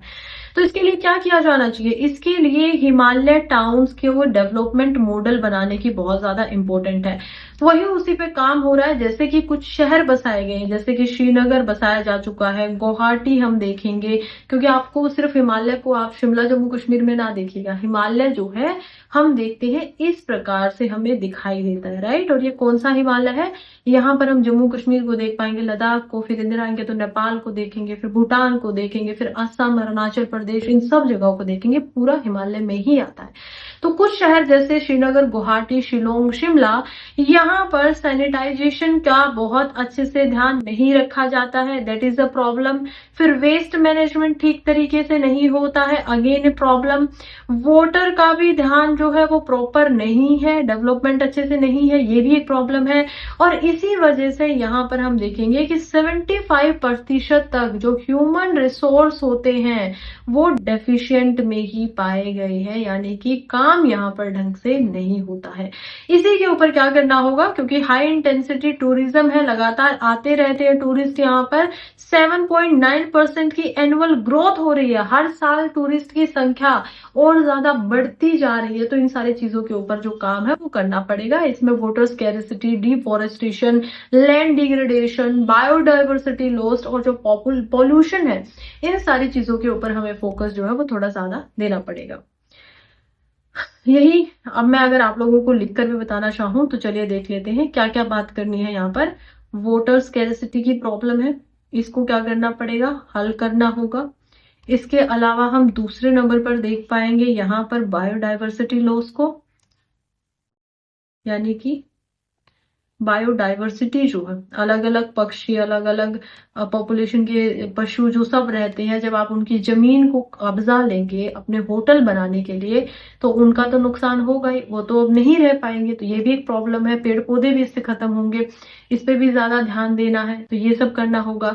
इसके अलावा हमें क्या करना चाहिए, क्लाइमेट रेसिलिएंट प्लानिंग करनी होगी। क्लाइमेट लगातार बदल रहा है और इससे तो कोई अछूती बात तो ये नहीं है, तो क्या जब क्लाइमेट के पूरे एडवर्स से एडवर्स, बुरे से बुरे इम्पैक्ट दिखाई देंगे तभी हम आगे बढ़ेंगे, या फिर अभी से हमें प्लानिंग करनी चाहिए ताकि हम उससे थोड़ा बहुत ही लड़ सके। लोकल्स का इन्वॉल्वमेंट करना पड़ेगा। लोकल्स को यहाँ पर क्या करना पड़ेगा कि आप लोग भी समझे इस चीज को, at the end bottom up approach उठानी पड़ेगी, सिर्फ ऊपर से काम ना हो बल्कि नीचे से भी कार्रवाई की जा रही हो। अर्बन फाइनेंसिंग यहाँ पर करनी चाहिए। तो ये कुछ ऐसे स्टेप है जिनका यहाँ पर पूरा पूरा ध्यान रखना चाहिए, और ये पूरा आर्टिकल आपके लिए मेंस के लिए इंपॉर्टेंट था। नेक्स्ट आर्टिकल बात कर रहा है ड्रग रेसिस्टेंट की। देखिए ड्रग रेसिस्टेंट से क्या कह रहे हैं कि एक खतरा, एक थ्रेट हमें दिखाई दे रहा है फंगल इन्फेक्शंस में, और ये जो फंगल इन्फेक्शन हो रहे हैं इससे क्या हो रहा है कि कैसे लोगों पे यहाँ पर ड्रग्स यानी दवाइयां जो है वो भी काम करना बंद कर जाती है। ऐसे ऐसे इन्फेक्शन हमें देखने को मिल रहे हैं। अब ये एंटीबायोटिक रेसिस्टेंट होती कैसे है? देखिए क्या होता है कि कोई इंसान है जो थोड़ा बहुत बीमार हो गया, वो किसी दवाई को लेगा, वो दवाई जब है वो हो सकती है यहाँ पर पशुओं को भी दी जा रही हो लगातार, जब एनिमल्स को भी वो दवाई ली जाती है तो उनके थ्रू से भी वो क्या होगी, या तो जब उनका आप दूध पीते हैं या उनका मीट वगैरह खाते हैं तो उनके थ्रू आपकी बॉडी में आएगी। दूसरा, ये जो पशु होते हैं जब इनकी डेथ हो जाती है या फिर ये जो वेस्ट निकालते हैं और वो जो प्लांट्स के थ्रू यहाँ पर प्लांट्स में भी आ जाता है तो वो भी आप खाएंगे जाएंगे तो उससे भी आपके अंदर ये ड्रग्स लगातार आ रही हैं। फिर अगर आप हॉस्पिटल में चले गए, आपको आपके खुद के अंदर ये बीमारी थी, फिर हॉस्पिटल में भी ये फैलती, यानी कि कहीं ना कहीं इतनी ज्यादा दवाइयों का इंटेक हम ना चाहते हुए, आपने शायद कभी लाइफ में एक भी मुंह से अभी 1 साल के अंदर दवाई अंदर ना ली हो, लेकिन स्टिल आपकी बॉडी के अंदर बहुत सारी दवाई जा चुकी है, जिससे जो ये रेसिस्टेंट हो जाती है, यानी जब इन्फेक्शन होगा तो उसको अब क्या हो गया है, उस दवाई का आपकी बॉडी पे असर ही नहीं हो रहा है, पहले ही आपकी बॉडी उससे रेसिस्टेंट कर चुकी है। ये एक प्रॉब्लम। अब इसको ठीक कैसे किया जाएगा, अब इस वायरस को खत्म कैसे किया जाएगा, अब ये करना बिल्कुल नामुमकिन के बराबर लिखता है। इसी को हम एंटीबायोटिक रेसिस्टेंट भी बोल देते हैं, या फिर माइक्रोबायोम रेसिस्टेंट भी इसको बोला जाता है। तो ये दिखाई दे रहा है, और ये लगातार इंडिया में ही नहीं वर्ल्ड वाइड बढ़ता जा रहा है। इट इज अ कंसर्न, ये एक चिंता का विषय है। उसी में हम देखते हैं यहाँ पर कि एक फंगल जो इन्फेक्शन है उससे रिगार्डिंग क्या है, हमारे पास में आर्टिकल है। अब इसमें क्या क्या हो रहा है और इस पे क्या क्या किया जा सकता है हम देखते हैं। हेल्थ चैलेंज तो ये बहुत बड़ा है, इसमें 2 कैटेगरीज में हम डालेंगे इसको कि चैलेंज क्या क्या है सबसे बड़े, और यहाँ पर वे फॉरवर्ड क्या हो सकते हैं, यानी कि इनके समाधान अब क्या किए जा सकते हैं। ठीक है, तो इस तरीके से हम इसको पढ़ने वाले हैं। चलिए, वे फॉरवर्ड यानी कि ये क्या है, मैं आपका मेंस का पूरा आंसर ही आपको तैयार करवा रही हूँ। चलिए, सबसे पहले हम देखेंगे चैलेंजेस को। समस्याएं हमारे पास क्या क्या है। समस्याएं तो हमें समझ में आ रहा है कि क्या हो रहा है, दवाइयों का गलत तरीके से इस्तेमाल होता है। कई बार स्टीरियोज को, दवाइयों को बिना ढंग से डायग्नोज किए लोगों को दे दिया जाता है, ज्यादा मात्रा में दे दिया जाता है, जिनकी वजह से उनकी बॉडी उनके रेसिस्टेंट हो जाती है।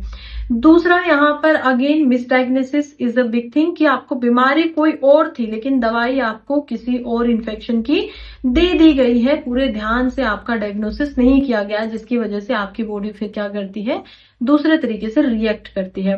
नंबर 3 पे हम देखेंगे जो कि है ड्रग्स की क्वालिटी। दवाइयां जो आपको दी जा रही हैं वो भी क्या है, क्वालिटी में उतनी अच्छी है ही नहीं कि वो आपको ठीक कर सके। एंड नंबर 4 पे यहाँ पर होंगे उनके साइड इफेक्ट, कि कुछ ऐसी दवाइयां होती हैं जो साइड इफेक्ट के रूप में रेसिस्टेंट को पैदा कर देती हैं। अब इनसे बचा कैसे जा सके, वे फॉरवर्ड क्या होने चाहिए। देखिए, सबसे पहले तो यही है, क्योंकि मिस डायग्नोसिस होता है जिसकी वजह से दवाइयां आपको रोंग दे दी जाती हैं, तो सबसे पहले तो एक्यूरेट डायग्नोसिस होना चाहिए, बिल्कुल उचित तरीके से ये किया जाना चाहिए, ताकि लोगों को कोई भी एक्स्ट्रा दवाई ना खानी पड़े, जो इन्फेक्शन है उसके अच्छे से टेस्ट हो और वो अपने आप में सुधार कर सके। दूसरा, यहाँ पर आप लोगों को भी अवेयर होना पड़ेगा। अवेयरनेस मेडिकल स्टाफ में भी चाहिए और अवेयरनेस जनरल पब्लिक में भी चाहिए कि आप लोग अपने टेस्ट करवाइए। ऐसे ही कोई भी दवाई मत खाइए, बिना टेस्ट के आपको कभी भी कोई भी दवाई नहीं खानी चाहिए, अदरवाइज इसके बहुत बड़े भुगतान, एक जुकाम आपकी जान ले सकता है। तो ऐसा नहीं करना चाहिए ना, आपको अपनी बॉडी को रेसिस्टेंट क्यों बनाना है, तो ये भी एक आपको करना पड़ेगा। And at the end number 3 पे यहाँ पर कॉम्प्रिहेंसिव जो स्किन केयर है वो की जानी चाहिए। क्योंकि स्किन केयर इसमें क्यों आ जा रहा है, क्योंकि वायरसेस जो होते हैं वो सबसे पहले जब बाहर होते हैं एनवायरमेंट में, तो वो क्या होते हैं, लोन लिविंग होते हैं, वो आपकी स्किन के ऊपर आते हैं धीरे धीरे। जैसे मैंने अभी टच किया अपनी नोज को, तो हो सकता है कि मेरी उंगली पे कोई वायरस था जो बाहर दिन में जब मैं कहीं पे गई हुई थी वहां से आ गया हो। अब ये क्या हो गया, नोज पे चला गया, अब ये अंदर जाएगा, मेरी आंखों से अंदर जा सकता है, नोज से अंदर जा सकता है, माउथ से अंदर जा सकता है, और जैसे ही अंदर जाएगा वैसे ही मेरी बॉडी के अंदर सेल के ऊपर ये कब्जा जमाएगा, वहां से डीएनए को ये कब्जा करेगा। और अब डीएनए हमें नहीं बताएगा कि कौन से प्रोटीन जो है वो बॉडी में बनने चाहिए, अब ये कहेगा कि मुझे रेप्लिकेट करना है। रेप्लिकेट करने के लिए ये अपने हिसाब से प्रोटीन को क्या करेगा, बनवाएगा बॉडी के अंदर में। ये केस हो जाता है, तो इसी वजह से हमें प्रॉपर स्किन केयर करनी चाहिए, वापस आना चाहिए, प्रॉपर हाइड्रेशन करनी चाहिए, घर से आने के बाद आप अपने हैंड वॉश करें अच्छे से, और बाहर भी कुछ चीजों को ना छुए। तो ये चीजें जो है वो आपको अपनी तरफ से करनी पड़ेंगी। अब हम आ जाते हैं प्रीलिम्स के पार्ट के ऊपर। पहला ही आर्गुमेंट जो आर्टिकल जो है वो बात कर रहा है अगस्त क्रांति दिवस के बारे में। फ्रीडम फाइटर्स यानी क्विट इंडिया जो था मूवमेंट, जो 1947 में चलाया गया था, उससे रिलेटेड हम यहाँ पर बात कर रहे हैं। तो देखिए, 8 अगस्त जो होता है उसको एज अ यहाँ पर फ्रीडम फाइटर दिवस के तरीके या अगस्त क्रांति दिवस के तरीके से मनाया जाता है। क्योंकि 8 अगस्त को हम देखते हैं कि विनेश फोगाट जो थी उनके साथ में पूरा देश जूझ रहा था, और मैं भी एक थी जिसको बहुत बुरा लग रहा था उनके साथ में जो भी हुआ। तो हम इस दिन को भूल गए थे, तो मुझे लगा कि अभी आप लोगों को अगस्त ही चल रहा है तो क्यों ना बता दिया जाए। इससे अलग मैं बताऊं तो इसमें क्या हुआ था, 8 अगस्त को अगस्त क्रांति दिवस की वजह से इस वजह से बनाया जाता है क्योंकि इसी दिन में हम देखते हैं कि क्विट इंडिया मूवमेंट जो है वो सबसे पहले 1942 के अंदर महात्मा गांधी जी के द्वारा इंट्रोड्यूस किया गया था। तो इसी वजह से हम देखते हैं मूवमेंट था जो कि महात्मा गांधी द्वारा लेड किया जा रहा था, और फिर इसी को 1947 में भी हम देखते हैं कि कैसे बहुत बड़ा इसका भाग रहा था हमें आजादी दिलवाने के अंदर भी। नेक्स्ट आर्टिकल बात कर रहा है कि इंडिया का सबसे लार्जेस्ट सोलर प्रोजेक्ट जो है वो मध्य प्रदेश के ओमकारेश्वर के अंदर स्टार्ट हो गया। और इसमें क्या हो रहा है, देखिए ये वर्ल्ड का largest floating solar power plant बनने वाला। फ्लोटिंग का क्या मतलब होता है, किसी चीज के ऊपर तैरना। तो ये भी क्या कर रहा है, ये तैर रहा है। और इसको क्या किया गया है, हम देखते हैं SGVN लिमिटेड के द्वारा इसको बनाया जा रहा है, जिसको मिनी रत्ना का स्टेटस यहाँ पर मिला हुआ है। मिनिस्ट्री ऑफ पावर जो है वो इसको पूरा पूरा सपोर्ट दे रही है। और आप देखेंगे कि कैसे ये जो तालाब है, नदी है, इसके ऊपर में सोलर पैनल्स को पानी के ऊपर में रखा गया है। क्योंकि इससे क्या फायदे होंगे, दो फायदे होंगे, इससे एक दो छोटा मोटा नुकसान भी होगा, लेकिन फायदे की बात करें तो देखिए क्या होता है, ग्लोबल वार्मिंग बढ़ती कैसे है। ठीक है, ग्लोबल वार्मिंग ऐसे बढ़ती है, सन रेज को अपनी को भेजता है। वो जो रेज होती है वो धरती के द्वारा ऑब्जॉर्व की जाती है। अप्रोक्सीमेटली 80 वोट अगर हम डिस्ट्रीब्यूशन को इसको हटा देंगे कि 100 वोट अगर सन से आती है, तो यहाँ पर 51 वोट होती है जो धरती के द्वारा डायरेक्टली ऑब्जॉर्व कर ली जाते हैं, कुछ क्लाउड्स के द्वारा पीछे भेज दी जाती है। इनमें से भी हम देखेंगे 14 को वापस भेज दिया जाता है धरती के द्वारा। और रात के समय में लॉन्ग वेज में क्या करती है धरती, इन वेज को वापिस रेडिएट बैक कर देती है। लेकिन ग्रीन हाउस गैसेज इनको वापस नहीं जाने देती हैं और वो अपने पास ही इनको स्टोर कर लेते हैं, जिसकी वजह से ग्लोबल वार्मिंग होती है। अब ग्रीन हाउस गैसेज निकलती कैसे है, carbon dioxide green house gas, methane green house gas. ये जो ग्रीन हाउस गैस है, क्लोरोफ्लोरो, ये सारी की सारी ये अलग अलग चीजों के इस्तेमाल से निकलती है। जैसे कि इलेक्ट्रिसिटी भी आप बना रहे हो तो कार्बन डाइऑक्साइड छोड़ रहे हो, कैसे, क्योंकि आप क्या कर रहे हो, कोयल वगैरह को जला रहे हो, कोयले के अंदर कार्बन डाइऑक्साइड होती है। तो ये सब हमें दिखाई देता है। अब इसी से बचने के लिए यहाँ पर सोलर प्रोजेक्ट का इस्तेमाल किया जा रहा है, ताकि ज्यादा से ज्यादा जो इलेक्ट्रिसिटी है वो सोलर रेज के द्वारा ही प्रोड्यूस कर ली जाए, जिसकी वजह से एक तो जो ये नीचे का टेम्परेचर होगा वो भी कूलर रहेगा, कूल रहेगा।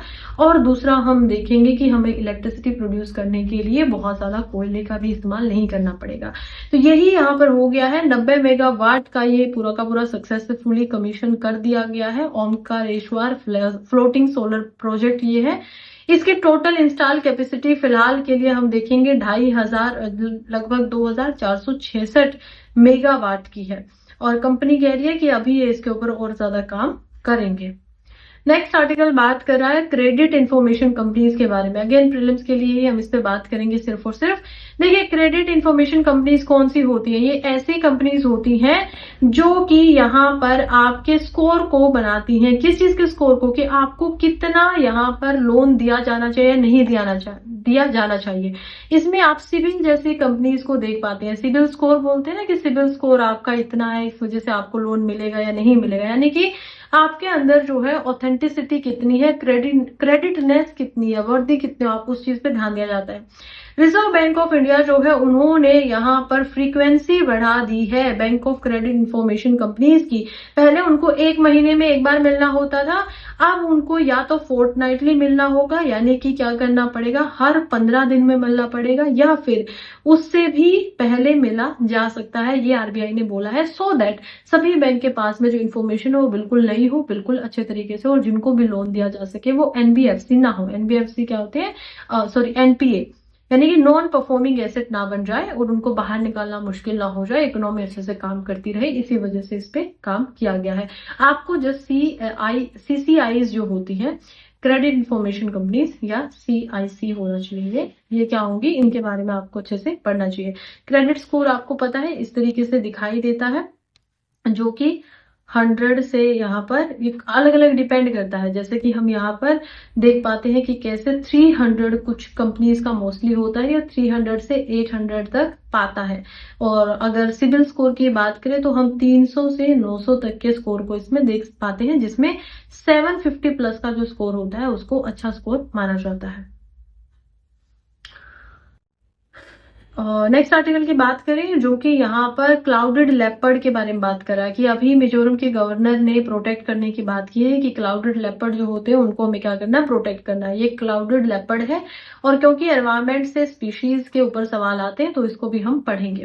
देखिए, क्लाउडेड लेपर्ड की बात करें तो क्लाउडेड लेपर्ड जो होते हैं वो लॉन्गेस्ट कैनाइन टीथ रिलेटिव है। हालांकि वो बहुत ही छोटी कैट्स पाई जाती है, लेकिन इनका जो कैनाइन टीथ होता है, जो कि मांस को फाड़ने के काम में आता है, वो इनका सबसे ज्यादा है।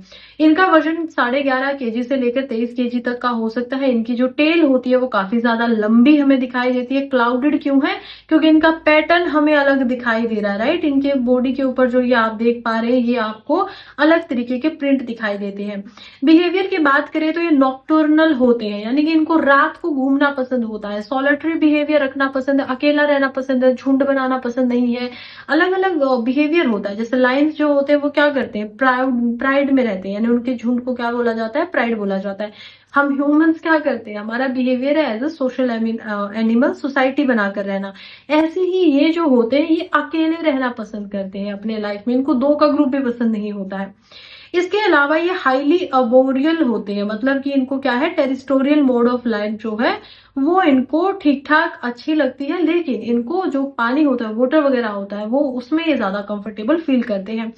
इनको रेयर स्पीशीज भी बोला जाता है क्योंकि काफी कम मात्रा में पाए जाते हैं। इनकी जो लंबाई होती है वो लगभग 68 से 108 सेंटीमीटर जो होती है वो यहाँ पर हमको देख पाएंगे। इनके पोज जो होते हैं वो काफी बड़े होते हैं। हाइट इनकी 50 से 55 सेंटीमीटर की होती है।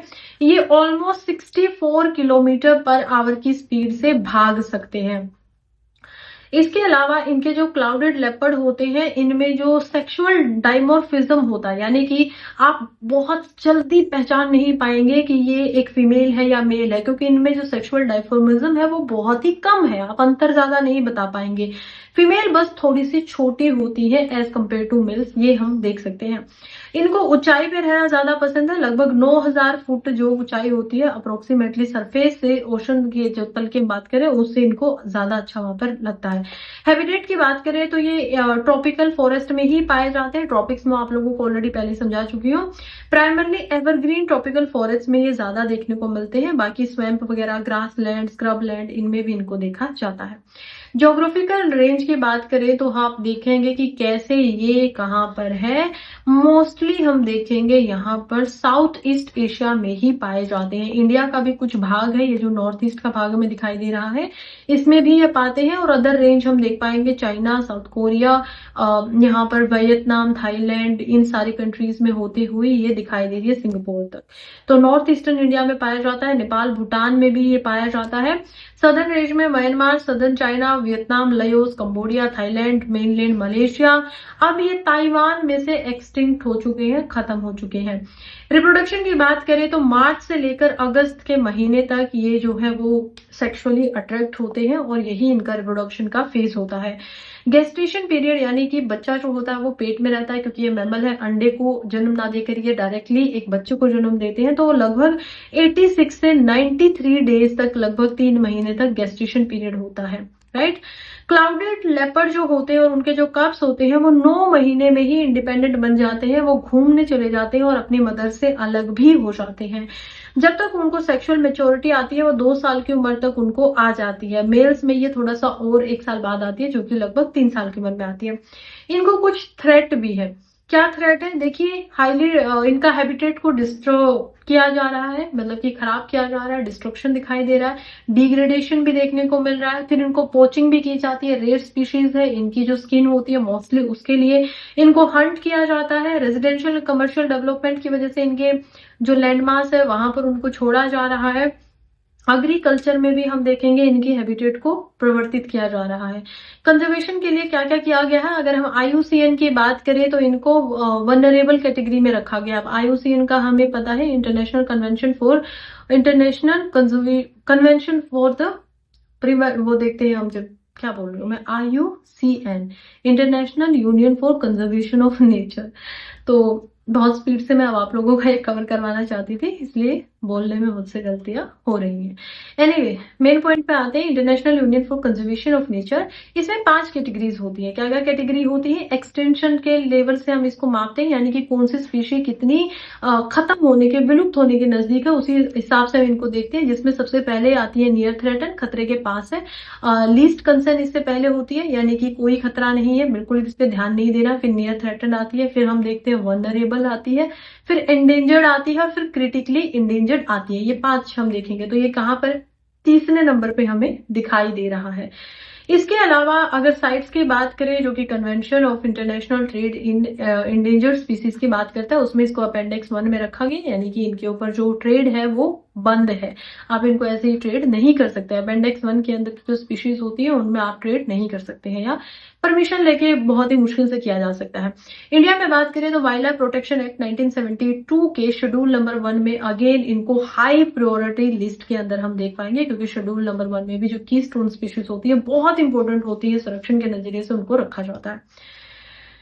क्लाउडेड लेपर्ड वर्किंग ग्रुप बनाया गया है इंटरनेशनल लेवल पे, जिसमें कंजर्वेशन पार्टनर्स को ऐड किया गया है। और यूएसए में भी हम देखेंगे कि कैसे 4 अगस्त जो होता है उसको as a international day of clouded leopard के नाम से मनाया भी जाता है। मेघालय ने क्लाउडेड लेपर्ड को अपना स्टेट एनिमल घोषित कर दिया है। तो ये कुछ इम्पैक्ट है जो इंडिया और अलग कंट्रीज के द्वारा लिए गए हैं स्टेप। मैपिंग इन न्यूज की बात कर लेते हैं। मैपिंग इन न्यूज के अंदर हम देखेंगे यहाँ पर अंटार्कटिका को, क्योंकि कल ही मैंने आप लोगों को पढ़ाया था कि कैसे अंटार्कटिका के अंदर हम देख पाते हैं यहाँ पर हीट वेव्स आई हैं, यानी कि क्लाइमेट चेंज हो रहा है। वो तो मैंने आप लोगों को कल समझा दिया था, लेकिन मैपिंग के नजरिए से हमने अभी तक अंटार्कटिका को नहीं देखा था। चलिए जरा आराम से समझते हैं मैपिंग को भी।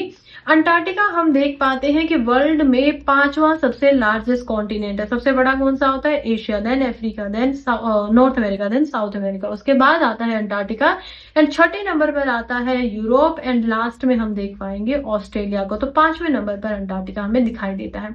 अंटार्कटिका की जो आइस होती है वो काफी थिक है। देखिए ये अंटार्कटिका है, इसके आसपास का जो आप ये पूरा का पूरा सर्कल देख पा रहे हैं, इसको क्या बोला जाता है? सदर्न ओशन बोला जाता है। यानी ये पूरा ओशन जो ऐसे गोलाई में दिखाई दे रहा है, क्या है? सदर्न ओशन के नाम से है।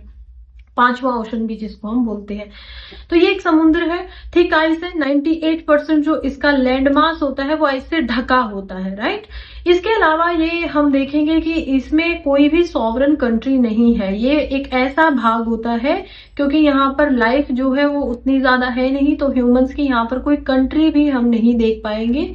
और यहाँ पर हम देखते हैं कि जितनी भी वर्ल्ड की कंट्री है, उनको एक साझा अधिकार है अंटार्कटिका के ऊपर कि वो अपने रिसर्च के लिए इस भाग को इस्तेमाल में कर सकते हैं। इसके अलावा हम देखेंगे कि टेरिटोरियल क्लेम जो है वो कुछ कंट्रीज के द्वारा इस पे किया भी जा चुका है, जैसे अर्जेंटीना, ऑस्ट्रेलिया ने कुछ किया हुआ है, फिर Chile, France, New Zealand, Norway and United Kingdom. South Pole हमें दिखाई देता है अंटार्कटिका के ऊपर। अंटार्कटिका ट्रीटी यहाँ पर एक हुई थी जो कि इंपॉर्टेंट है, अब याद आ गई है तो जरा इसको भी समझ लीजिए। देखिए अंटार्कटिक ट्रीटी के नाम से एक ट्रीटी हुई थी। ये ट्रीटी यानी कि संधि हम देखते हैं होती है 1959 में, और इसी संधि के तहत ये बोला जाता है कि इसमें 56 जो होंगी वो कंट्रीज होंगी, और 1961 से ये जो संधि थी, ट्रीटी थी, वो लागू हो गई थी। और इसमें प्रोविजन किए गए थे, बोला जा रहा था कि अंटार्कटिका का जो इस्तेमाल किया जाएगा वो केवल और केवल पीसफुल पर्पजेस के लिए किया जाएगा। यहाँ पर जो भी रिसर्च होगी वो शांति के लिए की जाएंगी। इसके अलावा यहाँ पर साइंटिफिक इन्वेस्टिगेशन की भी फ्रीडम होगी हर कंट्री को, और कॉपरेशन जो है कंट्रीज एक दूसरे के साथ में करेंगी, और यहाँ पर कोई भी ऐसा वारफेयर वगैरह वाला काम नहीं होना चाहिए। चलिए थोड़ा बहुत क्लाइमेट देख लेते हैं, क्योंकि ठंड है तो क्लाइमेट हम देखेंगे कि यहाँ का एवरेज जो टेम्परेचर होता है वो -34 डिग्री हमें देखने को मिलता है। हाईएस्ट जो टेम्परेचर होता है वो -15 डिग्री सेल्सियस होता है, ठीक है। तो इतना टेम्परेचर यहाँ पर है।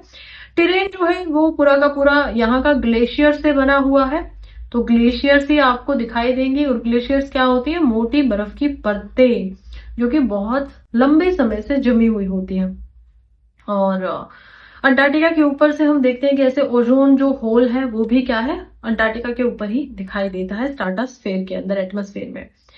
अब हम देखेंगे यहाँ की जो आइस है ये ग्लेशियर के अंदर वो लगभग 29 मिलियन क्यूबिक किलोमीटर के अंदर में फैली हुई है। काफी बड़ा ये भूभाग है जो कि 90% वर्ल्ड की आइस को अपने अंदर समा लेता है कि पूरे विश्व में जितनी भी बर्फ है उसमें से 90% बर्फ अंटार्कटिका के अंदर ही जमी हुई है। इसके अलावा